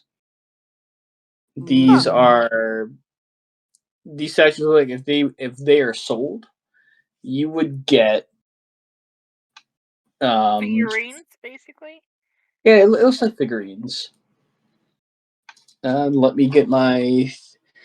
All these look like when if they were sold collectively, they would sell for maybe 1,000 gold. Whoa. And they What are say they crime statues doesn't of? pay. But what are they statues of? They look to be like Feywild. Looks to be face statues, stuff that what a artisan would have kind of crafted for Fey royalty of both courts. You see some of Titania, some of Kythen, some of the king of the Unseelie court. This version is just like rich people statues. It's like made of like quartz and other very shiny stones. Well, it's not exactly the cool thing I was hoping for, but these would fetch a good price. Keeping this one though. Pay for the cool thing you were looking for. True. I'm keeping this one though, and he takes one of Kythen as the song saint, and pockets that separately. The collection is now worthless. No, it'll still be worth like 900, but like that's his goddess. He's keeping that one for himself. Yeah. You put the others kind of go and find random other books. Is there anything else you guys want to do in this room? Leave. I was looking for any leave. any trick doors that he had a secret. Let me make sure there's no other secrets before heading out. Yeah, like which direction are we going? Are we backtracking or are we going down? Let's go down. Okay. A vote. She chose down. She chose down. Make sure there's no other secret thing. I'm down. I'm going down. All right, cool. Also, if someone keeps an eye out for danger, Quinn will start getting through the books and reading as we walk. You're probably the best one to keep an eye out for danger. No, we can put the books away for now and just worry about. Okay. Really high perception. Vetis, you said you were gonna try and check for traps. Yeah, well, not traps. I'm just looking for any secrets in this room before we head out. Yeah, I see. You don't need. There's no need to make a check. Kind of look around. The only kind of secret you kind of put together would have been that empty chest that is now. I think it was Quinn ransacked it. Yeah. There's a bunch of other books. That's really good. All right, you guys kind of I will grab anything viable on the way out that doesn't look like it's gonna fall apart. But besides that, everything looks like it's about to fall apart. Then I will take my one book then that I will put in my bag of holding, and then wait.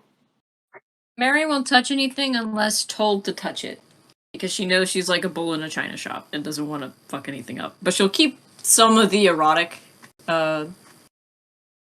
plans in her bag and will read over it. If Marri asks, the erotic plans are the one Vetis picked up. Dramatic reading of the erotica. Oh, never mind. Yeah, the Vetis is the one that randomly grabbed a book, and that was the erotic actual battle plans instead of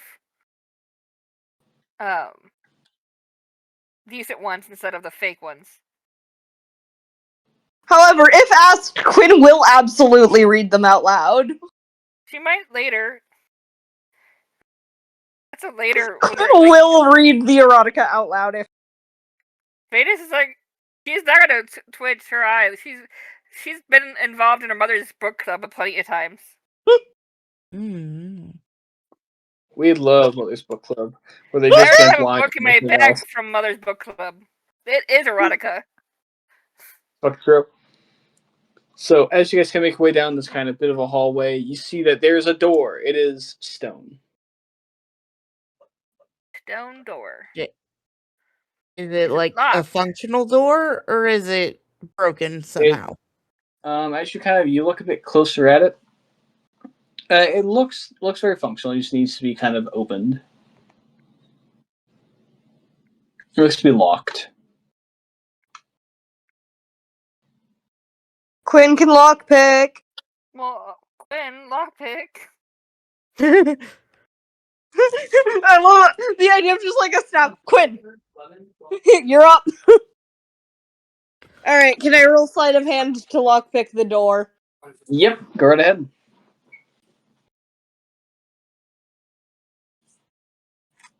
That is dirty 20.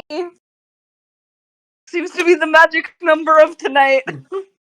So just you put your picks in. You you fiddle around a little That's what bit, he and then said. I'm sorry, I had to. you hear a clicking sound as it opens. As you pull your picks out, you watch the door drop. Oh. It seemed to open from the floor. Huh. Don't like that. Quinn is gonna step over the threshold, like a very dramatic large step, because he doesn't trust it. I'm just worried about that shooting back up and closing. Ooh. Oh. To a very large bathroom-like room. Oh, it probably will. Let's go anyway. And Quinn's gonna start walking through. Ted's gonna be like, do we have to?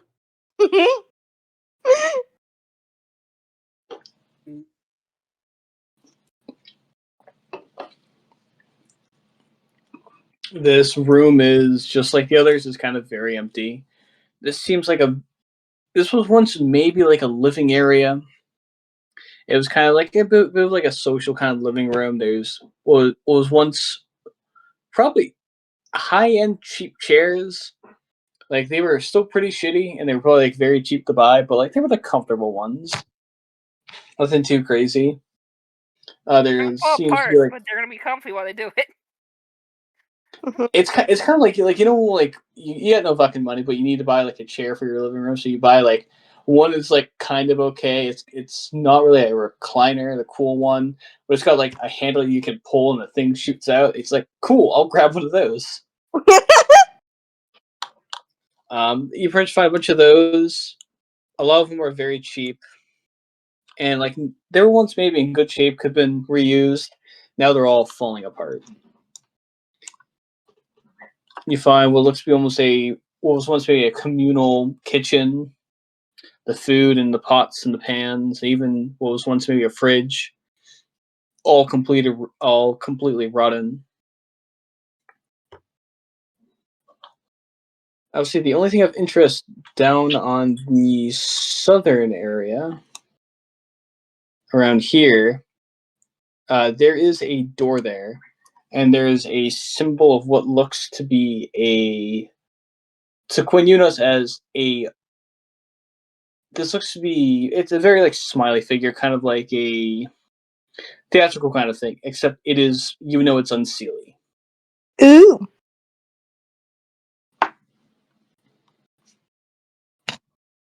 What else is in there, right? Nothing else, as far as you guys know. No, Vetis, like Falzen and Quinn are in there, that room.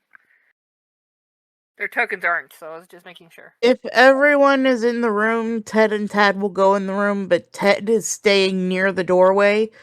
And, like, if something looks like it's about to, like, trap them in there, he's gonna, like, jump for it and room before it's trapped.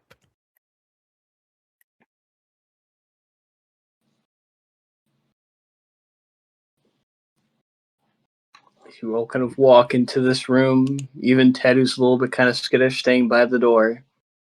Nothing jumps out at you all.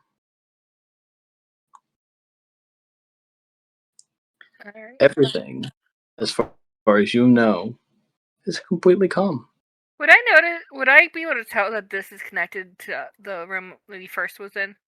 Like, how good is... Can I do survival just to see?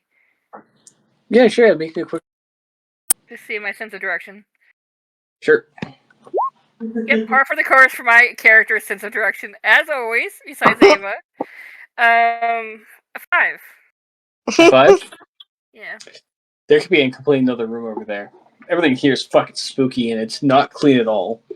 You feel like a voice in your head screaming at you. Damn it, Cal!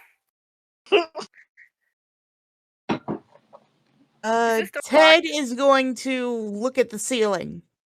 Sure. That's always a good thing. There's a to roof. check for traps or monsters. Yeah. Because it's too calm. Yeah. Make me a perception check, Ted. Yeah. Okay. Yeah, you never know when you might need to make sure that the ceiling isn't going to crush us. Imagine the ceiling was a mimic. Oh, God. Not the whole building, just the ceiling. Like, it all of a sudden licks you. Okay. Yeah, that's a 10. So, Ted, as you look up towards the ceiling, you don't see any monstrous arms. You don't hear anything crazy, but it's dark up there.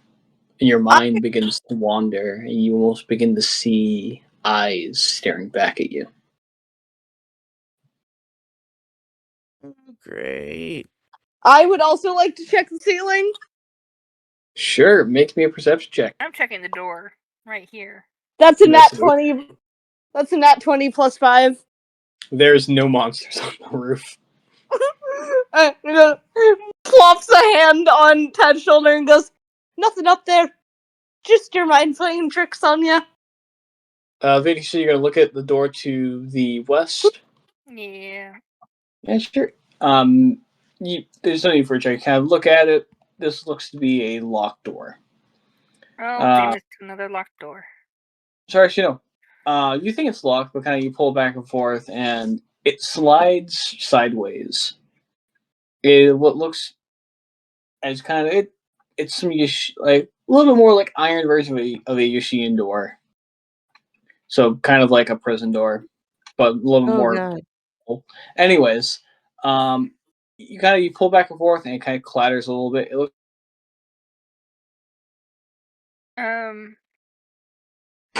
It's stuck. Can I look inside? Like, if it's like a sliding door, to make sure there's no like pebbles or anything.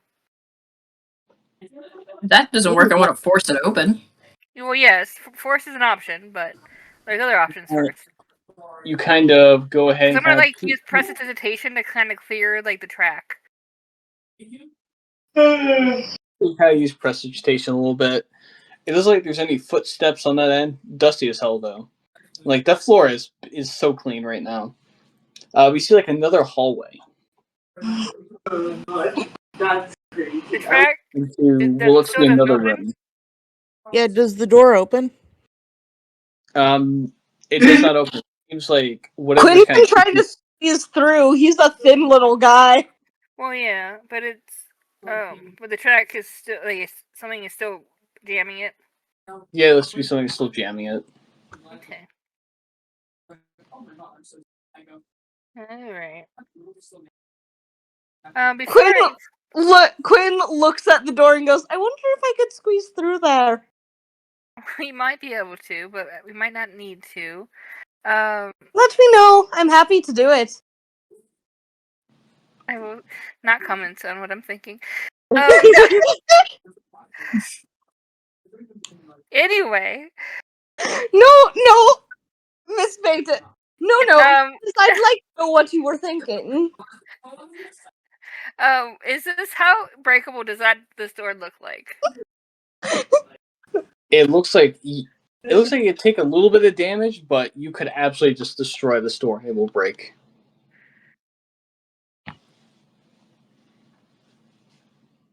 lovely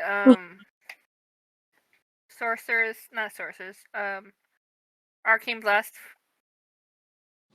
Sure, yeah, make me it's not gonna move. Yeah, you hit it, roll damage. First one is a 10. I'm gonna cast it multiple times. Yeah. You kind of cast it multiple times, and at some point it breaks open. There's a 10, a 15. Yeah, no matter what, I have a minimum of 6, so however many times I will have to cast it, I'm taking out my anxiety on this door currently. Yeah, and like it takes like maybe like what approximately like 2 turns of just like boom, boom, boom, boom, boom, and it breaks open. She takes a deep breath and says, "I got it open." If everyone else is like leaving through that door, then Ted will like sprint over across the room and out the door, just so he's not left in there alone. Ted, make me a quick acrobatics check. Acrobatics? See if you trip on the way.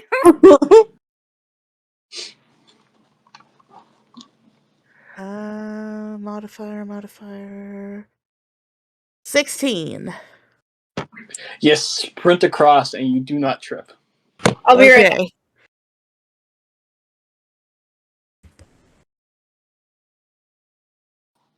Is my music still up? God damn it.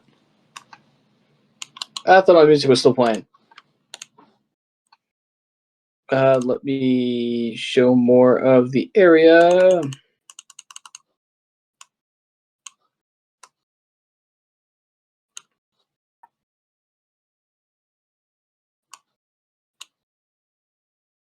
Hold on, guys. It's my laptop's being weird. Fine. Oh, because I'm not on. There we go.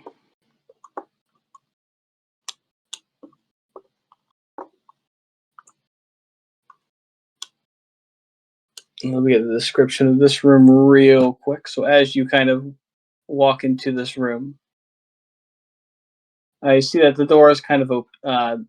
It was once maybe a wooden door stood there, now completely broken. Welcome back. It is entirely empty room. It maybe held prisoners. This looks like a torturer's room. Oh, so Ted is going to turn around and walk right back out. And he's going to wait in the hallway. Maybe we don't want to go out this room. Yeah, maybe let's go the other direction, please.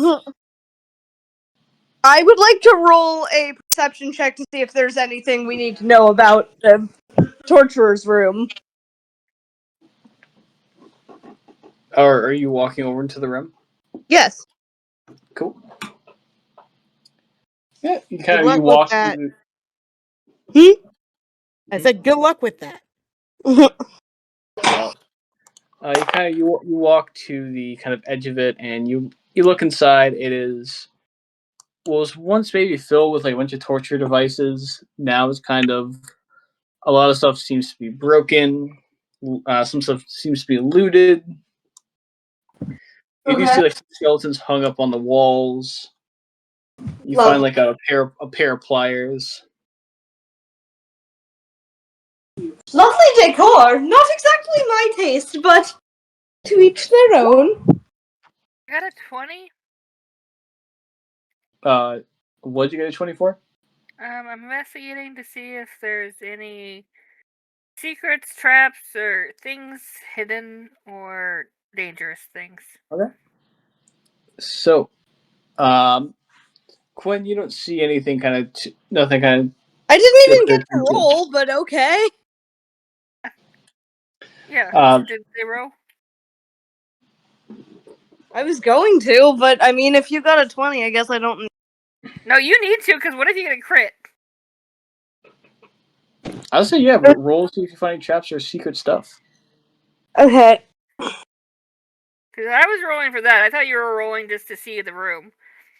I was rolling to see if there's, like, like anything important that we might need here. Yeah, that's why I was going the other route of. You're doing the basic stuff. I was trying to go the other side, so we got it covered. Oh, okay. Yeah. Let me roll then.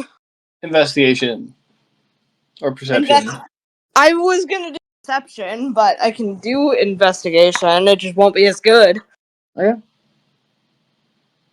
Can I do perception though? Sure.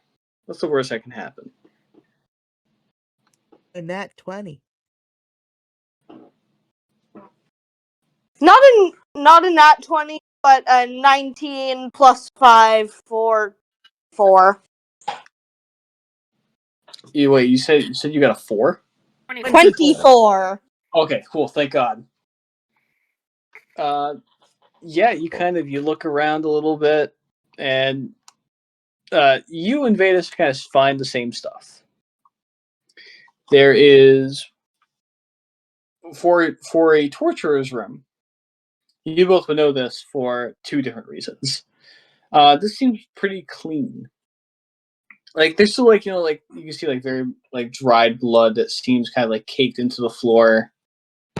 Although it's very kind of light and has dissolved over the many years. But it looks like the floor looks a little bit different.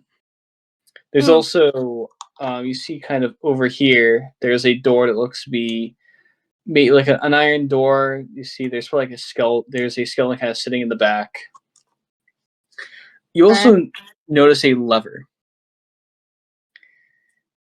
And Quinn is gonna make direct eye contact with Vetis and go, I want to pull the lever. Don't pull the lever. I want to pull the lever. Don't pull the lever. Vetis is first going to critique the torture room. Mm-hmm. And goes,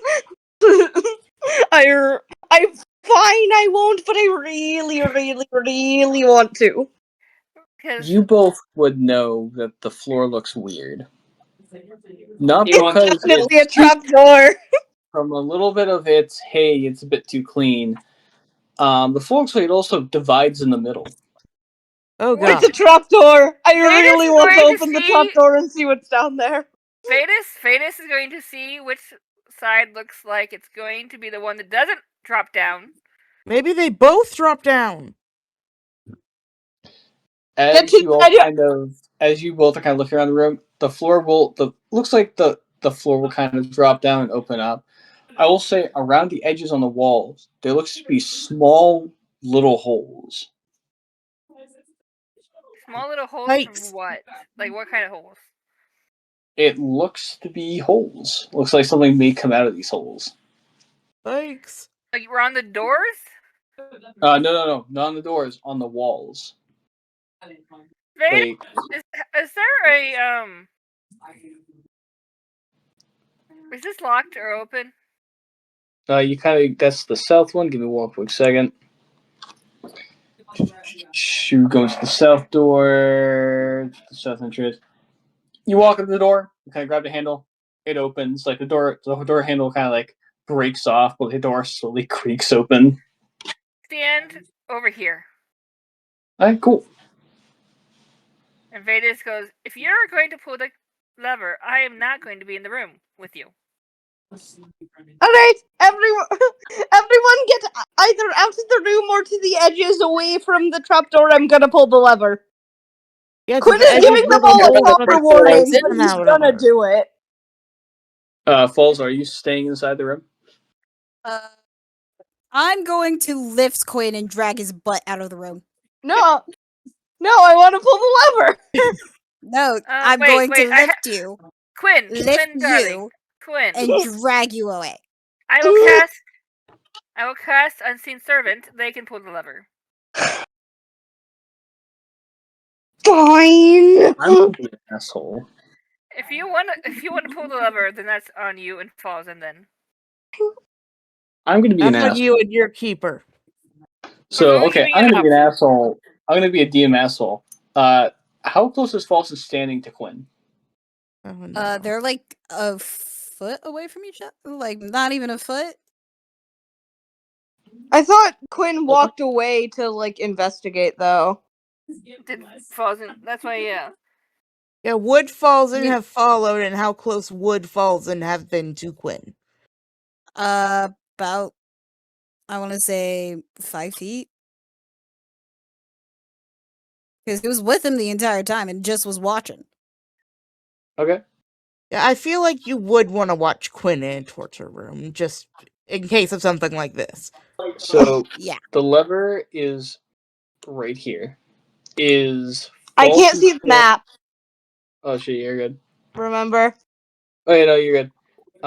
Is Falzen standing behind Quinn or next to Quinn? Next to Quinn. Smart. So, Vetis kind of steps out. Quinn, you hear from Vetis just like, yeah, if you're gonna pull the lever, I'm gonna stand over here. Falzen, you go to kind of turn and grab Quinn, but Quinn's already pulled the lever. You watch as the floor splits in half and kind of turns into kind of both sides. The middle of the room kind of dips down a little bit. And from where Quinn and Falzen are standing, those two tiles stay where they are. And you watch as the little holes begin to start spewing grease. Dark, black, very old. This thing has probably been ran for a very long time. Oh, they cleaned this room by setting it on fire. Mary's gonna see if there is a entrance point where fire could shoot out of and try to block it. If she sees Wait, it. Mary's in the room? Yes, I already said that when she was gonna be with Quinn. She wanted to see what the trapdoor did. Oh, hell. Let me So move to your token. Where would you be Oh, at? never mind. Yeah, where would you be? Behind Falzen and Quinn. Is that not possible? No, it could. I But there don't might be know. consequences. I cannot be there. No, No, it's fine. we're It's just trying to fine. figure out if you're alive still. Mary. Gabe. Would you say that Mary is closer to Falzen than Quinn or closer to the door? Closer to the doors because she wants to make sure there's a buffer between them. So you go to kind of like step forward as kind of the thing is pulled, but then you kind of catch yourself on the side of the door. So you see the grease kind of run down the sides of the floor and kind of go into this pit full of spikes. You stop yourself from also sliding down. You know, this is a trap. It's there to kind of clean dead bodies. They would use the grease because if someone's trying to escape the room, or if, you know what, it's just easier to move a very slippery floor. Everything just goes down there, and then a few seconds later, the floor recombines in the middle. And the lever resets. Cool.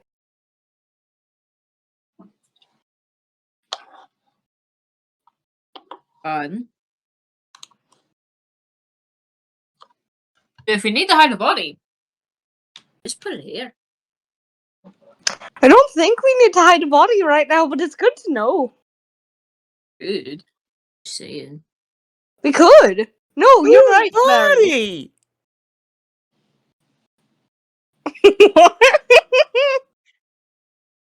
We don't have a body to hide right now. I mean, we could always venture out and get one and bring it back here, but I think that would take too long. Ben is like yelling down the hallway, "We are not fucking coming back here once we find our way out!" So what do you guys want to do next? Does the when does the floor reset? It does I think it's reset. reset. Yeah, it does reset? Yep. It does. Yes, okay. It does. Quinn just walks out of the room, looks at Vetis and goes, "My curiosity is satisfied." Same here. I'm glad. We're going near the switch. I'm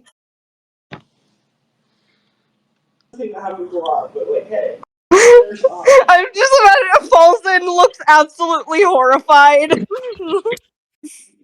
Like, Vetis is very much a opponent of you make your own decisions and consequences. You have to worry about them. So, if you want to do stupid, you can do stupid, but Is there anything else you guys want to do in this room? Check out the dead body in the smaller other room. Go to a different room. I'm just gonna follow Vetis. I'm gonna follow Vetis while picking up Quinn and slinging him over my shoulder. Hey! And drag his butt to where Vetis is. Sounds like a deal. Now, why are we doing this? Ted is not going to enter that room. He's going to try to meet up with them through the other door. Okay, yeah. You mean the south door? Vetis is going to The south sigh door in room and one. proceed to Falzen. Can you grab Ted? Yes, put me down, grab Ted instead. I have 2 arms. I can easily pick up both of you. Well, it was I'm also here if you need me to pick someone up. Someone just needs to You bring might Ted need over. to pick up Actually, and then Quinn is going to be transferred to Marri. Holds Quinn. I'm going to go get Ted and Tad. Quinn is just like, why am I being Quinn. passed around? Hey, isn't he your partner? That's why he's I trust passed you. Don't around. worry. I trust you. Don't worry. So Marri is going to then look at Quinn, give him a finger wag, and be like, "Stay." As soon as you get into the room number 2, Ted's going to be like, can you at least walk faster? Yeah, okay. And he does. I mean, besides, like, Marri, Falzen has probably the longest strides out of all of them. So he's just, like, walking. He's just, like, eating up distance. Still not fast enough for Ted. Yeah,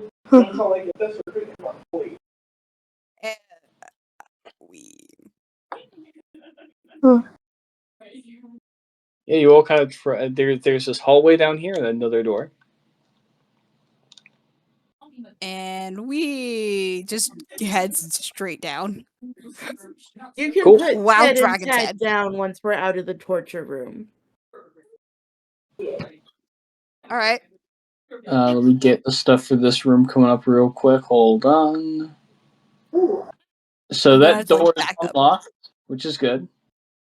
I think that's good. Because he ended up, like, walking past Vetis at one point. Oh yeah, I gotta move. So we're heading down to this door. Mm-hmm. And it's opened. Yeah, Openable. it's completely unlocked. Let me go and reveal it to you guys. And once we're out of the torture room, I put down Ted and Tad and then take Quinn and drag him down with us. So he doesn't cause more mischief than he normally does. Quinn will cause mischief again, I hope you know. Oh no, he knows. Vetis He just just wants now has to, warning, like- so that way she can get out of the blast radius. Yeah, now he decided to be funny and saying, "Hey, why not be an obstacle? Let's see what happens." Yeah, Vetis like, you can do your chaos, but make sure I'm not in the blast radius. So what do I see in this room? So as you walk into the room, you see this looks to be like maybe like a small, kind of like a small like living room. There's kind of a few. It's more like a small office. And so you It'd be just set kinda up. weird to be a living room right off the torture room, which is whatever.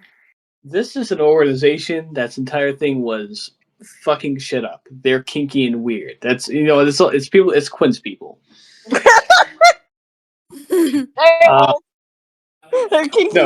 It's Quinn's people. Damn, okay. This room seems to be kind of it's a small little kind of just hanging out area. There's a few chairs set up, desks. The most alarming part is on a wall. If I can get my special thing, burn hold. Oh no.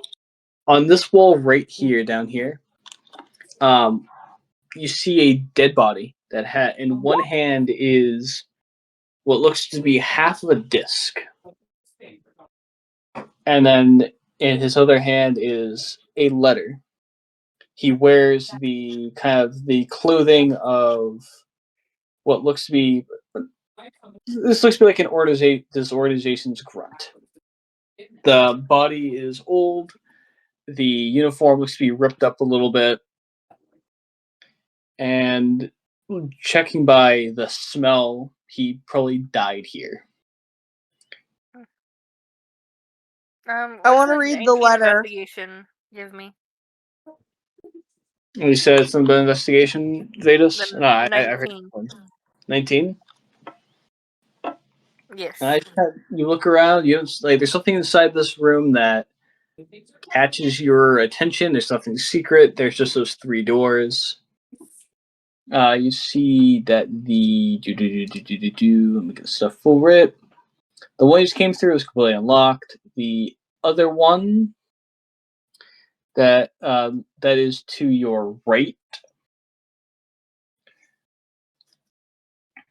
It looks like. Give me a second. Sorry, I have weird notes. You see what looks to be the room to your right is.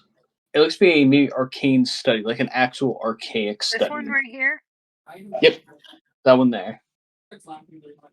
And then the one to your, the one to the bottom on the right, look, and the one slightly above you, looks to be just an archway. To what? A hallway? Yeah, it looks to be just a hallway. I'm also going to reveal that to you. So, the guy in the desk has a disc and a letter. Half of the disc and a letter, and Quinn's already reading the letter. I'm looking at the disc then. Cool. Yeah, this half desk looks kind of like it looks like it could be put together with something else. You look on the back; it looks like it can be placed into something and then turned as like a very large, stupid-looking key. Because who would put a key like this? It looks like half of this organization's symbol. Okay. So there's another piece you need to find. Okay. The letter. Quinn, you look at it, and it simply reads, "You made a terrible mistake. Oh. You should have never taken Pendragon.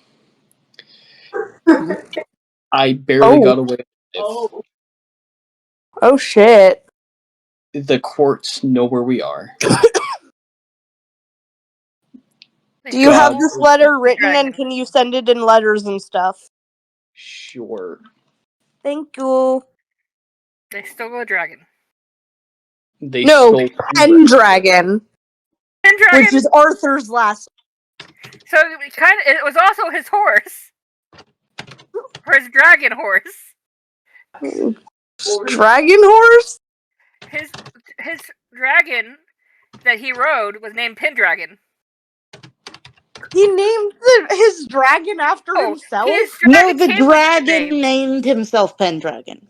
And he used the last name of Pendragon because of that. That sounds like something a dragon would do. That was what I was reading earlier in the library while you guys were talking to the king. Oh. That was how I got the password for you. Okay, well, I didn't know you read that, so. Yeah, that was last week's session.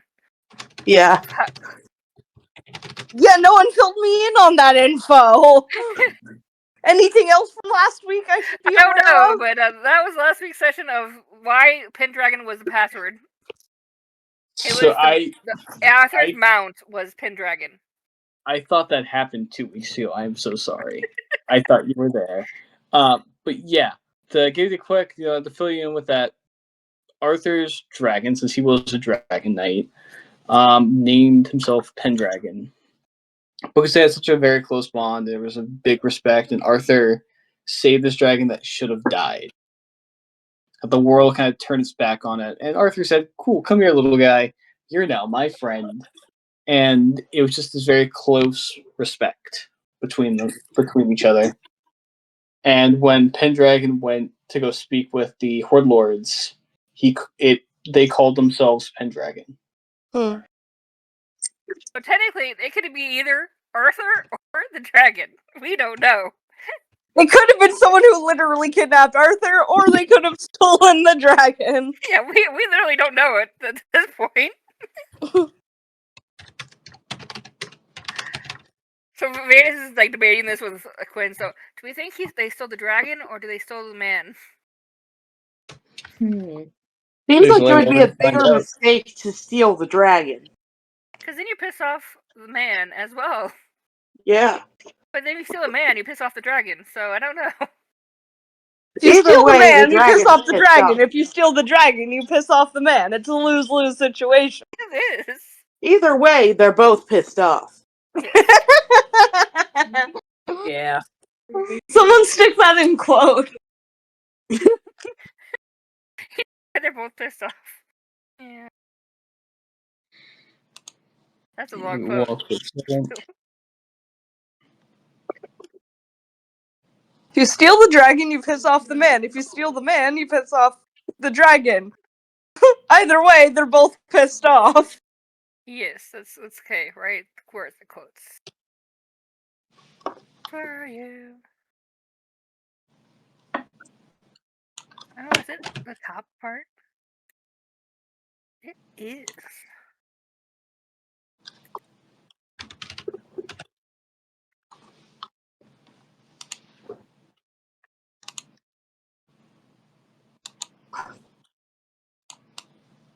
I see to make sure it's spelled correctly because I don't do that a lot.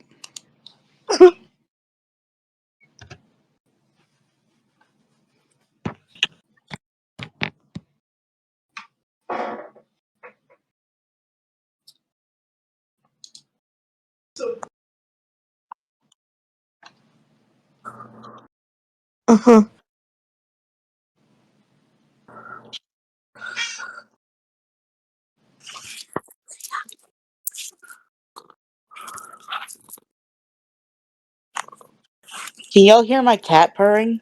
I'm holding the speaker right A little. Yeah. A little bit. Yeah. Also, I just remember, I was looking through letters and such. Quinn's prophecy says, "Fear the day the king falls." I'm not sure if that means he specifically should be afraid today, or if it applies to the world at general. Well, I guess we're finding It's out. the day the king has fallen, so I guess Quinn should be afraid. We don't know if he falls We don't. today Yeah, or no, like we a don't week. know. We don't know if he's dead yet. So your day of fear might be next week. I can give you a straight answer right now if you'd like, or would you like to know in character? I don't know. I leave that up to the group at large. I'd like to wait. I like to wait too. Yeah. We'll find out if we're screwed later. Yeah. Sure, why not? Let's find out how screwed we are later. Yeah, that sounds great. What could possibly go wrong? Anyways, yeah, you read the letter, and it's also a bit covered in old blood. Where do you guys like to go next? I'm just following them because I'm holding Quinn. Are you still holding No, I Quinn? took Quinn back. I took Quinn back. Oh. Yeah, Sorry, I had to you're leave free for a to second look and come around back. yourself. So I'm There's all the messed arcane up. room. Quinn is being passed back and forth, and he's not happy about it. I'd like to look through the arcane room real quick. Sure, Why can't yeah. I move my token? What the heck? Yeah, you go and kind of touch the door. You have to bring your token down yourself. Yeah. I did. I tried to at least, and then it didn't work. I can't move my token because I had to switch to my phone. I don't know where anyone is. Wait for me! I cannot move your Get token. all the way down Sorry, here. Ted. I can. It's okay. I'm just letting y'all know that Ted's not staying behind. Oh, I so this just is the arcane moving. room. It's a lot bigger than I thought it was. Yep. So we're going in here? I was gonna look Yeah. into the arcane room. Yes. Yeah, you grab the door. You pull it open. You see there's maybe a ward on there that's now kind of died, lost its magic. You see what looks to be another member of this organization wrapped in what looks to be a cloak, a very wizardy hat. You see like they were looking over a desk when they died. The back of their cloak looks to be stabbed. Oh. And you see they're laying kind of over a desk of notes and a scroll. A 16 investigation. 16? Yeah. You see let me make sure I'm going to the right place. Room 4. So as you a bit of an investigation, you see that this mage once had this thing was at some point kitted out. You see that there are shelves upon shelves of reagents, a alchemy set, notes upon notes, books of old grimoires that you grab one off kind of a bookshelf and it falls apart. All these books are way too old. Can I find any that are viable? I'm gonna see you look for like a bunch of different books and you find one that might be a little bit viable. It is. Well, excuse me. You look through the pages. A lot of them are kind of very messed up, but you do see what looks to be a summoning circle, and it's also written in. What languages do you speak? I speak Celestial, Common, Draconic, Elvish, and Infernal. This is actually in Infernal. Oh. You find a spell, more of a ritual that would allow you to summon what looks to be a demon. Do I recognize the name of the demon? Do I need to roll history for that? Yeah, make a quick history check.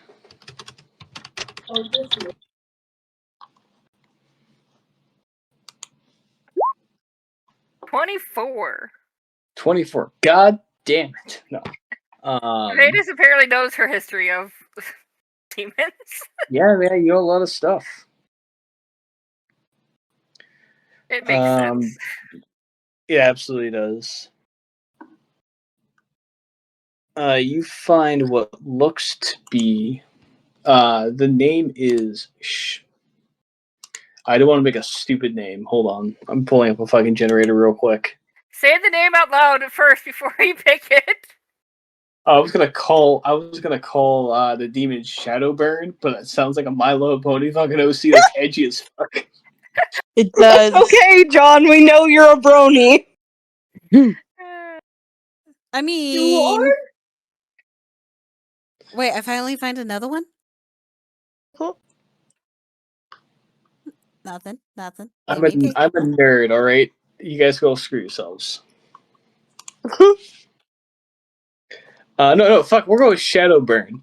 You find what looks to be the name of Shadowburn, as well as like a little bit of an inscription of how to summon him. You would know he is a shadow demon. He's nothing. He's not a Lord of Hell or a Duke of Hell or anything else like that.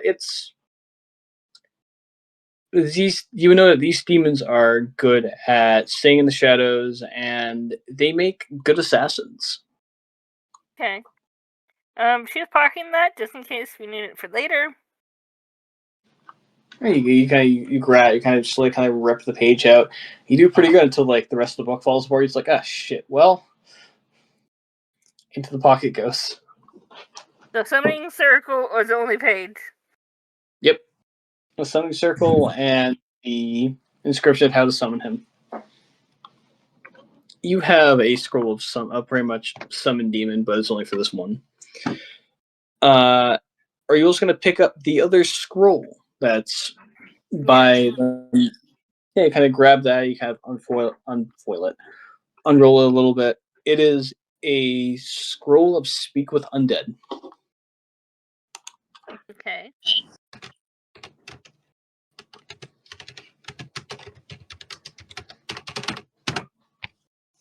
I'm looking around. Yeah, is there anything else you want to mess with?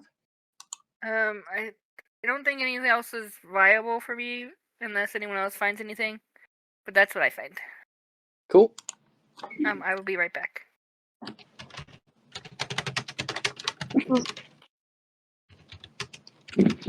What's everyone else doing? Mary will probably like peek her head in and see if there's anything that she actually wants, or if there's anything neat in there. Falzen also just like goes straight in and just like starts bruising just to see what's in, with Quinn still over his shoulder like a sack of potatoes.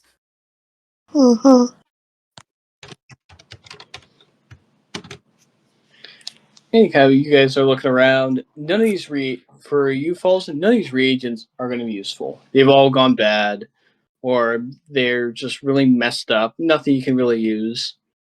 For you, Marri, no medical books, nothing that kind of else catch your attention. There's no kind of No weapons? guardians.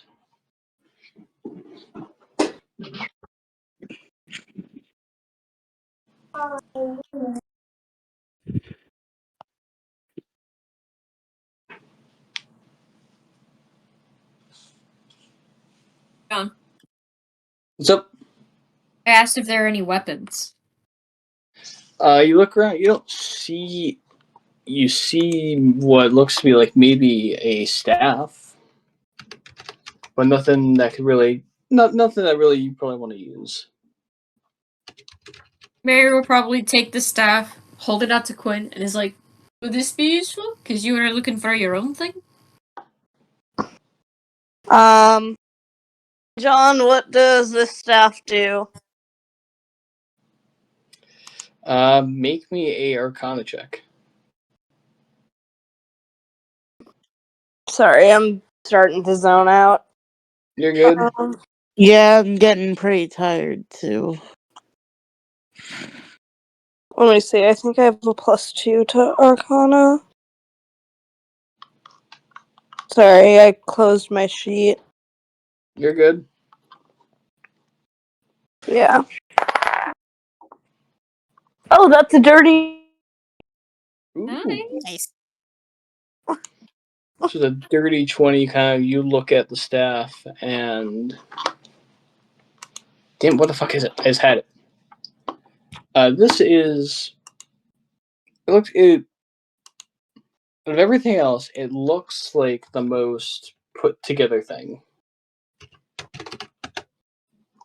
The wood on this looks like it's been falling apart. There's almost a gem on top that gets your attention a little bit.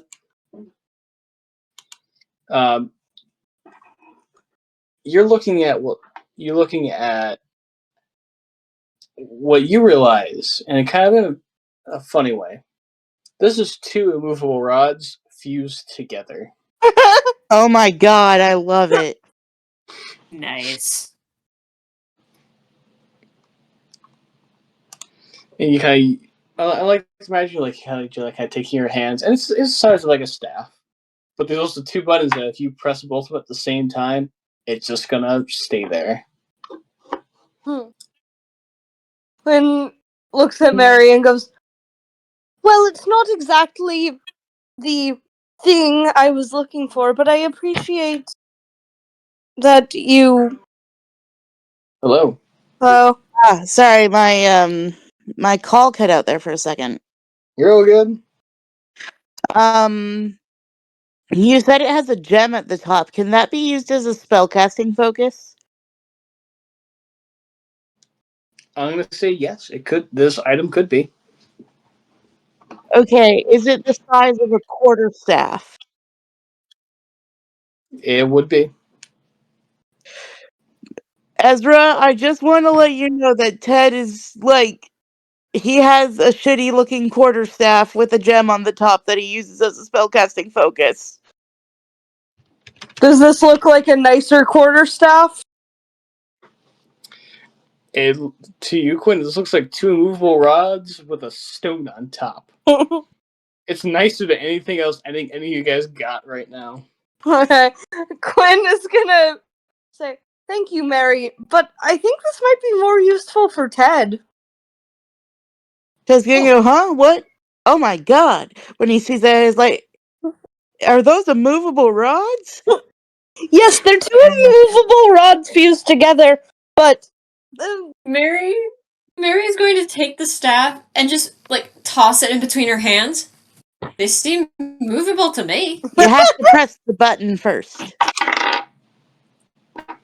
She'll press the button to see what it does. What did I come back to? Yeah, so Marri, you start kind of tossing the staff in between your hands, and at some point you tap something, and you feel kind of your hand move a bit more. It stops in the middle of the air. Oh, you see like the bottom will kind of stops and it spins and it hits you in the face. Ooh. This is shit road. Here, give it to me. And Ted's gonna be like, is it still stealing if I leave my quarterstaff behind? I guess it would be an exchange. I don't know. But I don't think it's stealing when it's been this old. I think it's just Archaeology? yeah. Depends on the I feel like there's a time span. But I'm too tired to figure out the time span right now. Okay. And Ted will take the immovable rods and he's gonna put his former spellcasting focus in his bag of holding. Alright. Yeah, I feel like after it doesn't become grave it's not grave robbing if it's over 1,000 years older. I love how you guys are talking about the ethics of looting a dungeon. Not Quinn! Quinn doesn't care! Quinn is a Ted's rogue. just a guy, okay? He's just a guy. Ted brought it up. Vetis is just reassuring him that it's not looting, it's archaeology.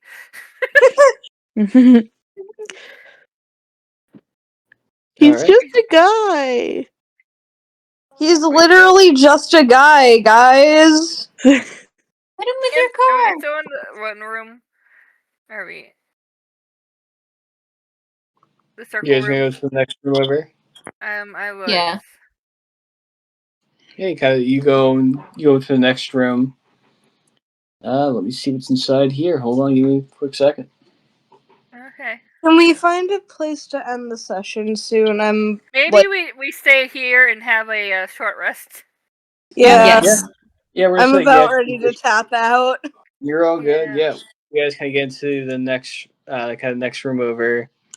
It looks to be like maybe like a storage area. You don't find a bunch of like old food. You guys can probably set up shop for a little bit. So take a short rest. Exit. Basically, there's the one entrance. I feel like this is a good place to have a short rest. Mm-hmm. Yeah. So you guys kind of sit down for a bit of a short rest. Half of the key to help you all escape in your hands. You guys discovered most of the dungeon, which is cool. But all I will say is this dungeon seems pretty empty. You guys haven't ran into any large encounters yet. Yeah, this is weird, and I'm feeling very, very nervous as the further we go on. Yeah. I want to say during the short rest, Ted is like, he's sort of like practicing using the immovable rod staff as like a weapon. Mm-hmm. But while he's doing that, at one point, Ted hits one of the buttons on the rods. He reaches over and does that, so Ted ends up hitting himself in the face. Is this That's amazing. You need to attune to, or? No, you do not need to attend to it. This is quite literally, it is a spellcasting focus, so you can use it to cast spells. It has 2 buttons. So this is quite literally 2 immovable rods fused together. And there's a gem on one end. So pretty much, you can, Ted can pretty much go like, cool, I'm going to hold the rod up in my hands. I'm going to press one of the buttons, only that side will stick. The other one will kind of swing loosely. But it can also cast spells, so it's going to be kind of interesting. This is like the weirdest nunchucks ever. Kind of. yeah, we'll end the session off there, and things are going to be very interesting next week. Honestly, I don't know if I work or not, so I may or may not be late. It's all good. We'll figure it out next week. Alright. Thanks for the game. Alright. Yeah. Around Yeah, late. Good night, guys. Good night. Good night, everyone. Good night.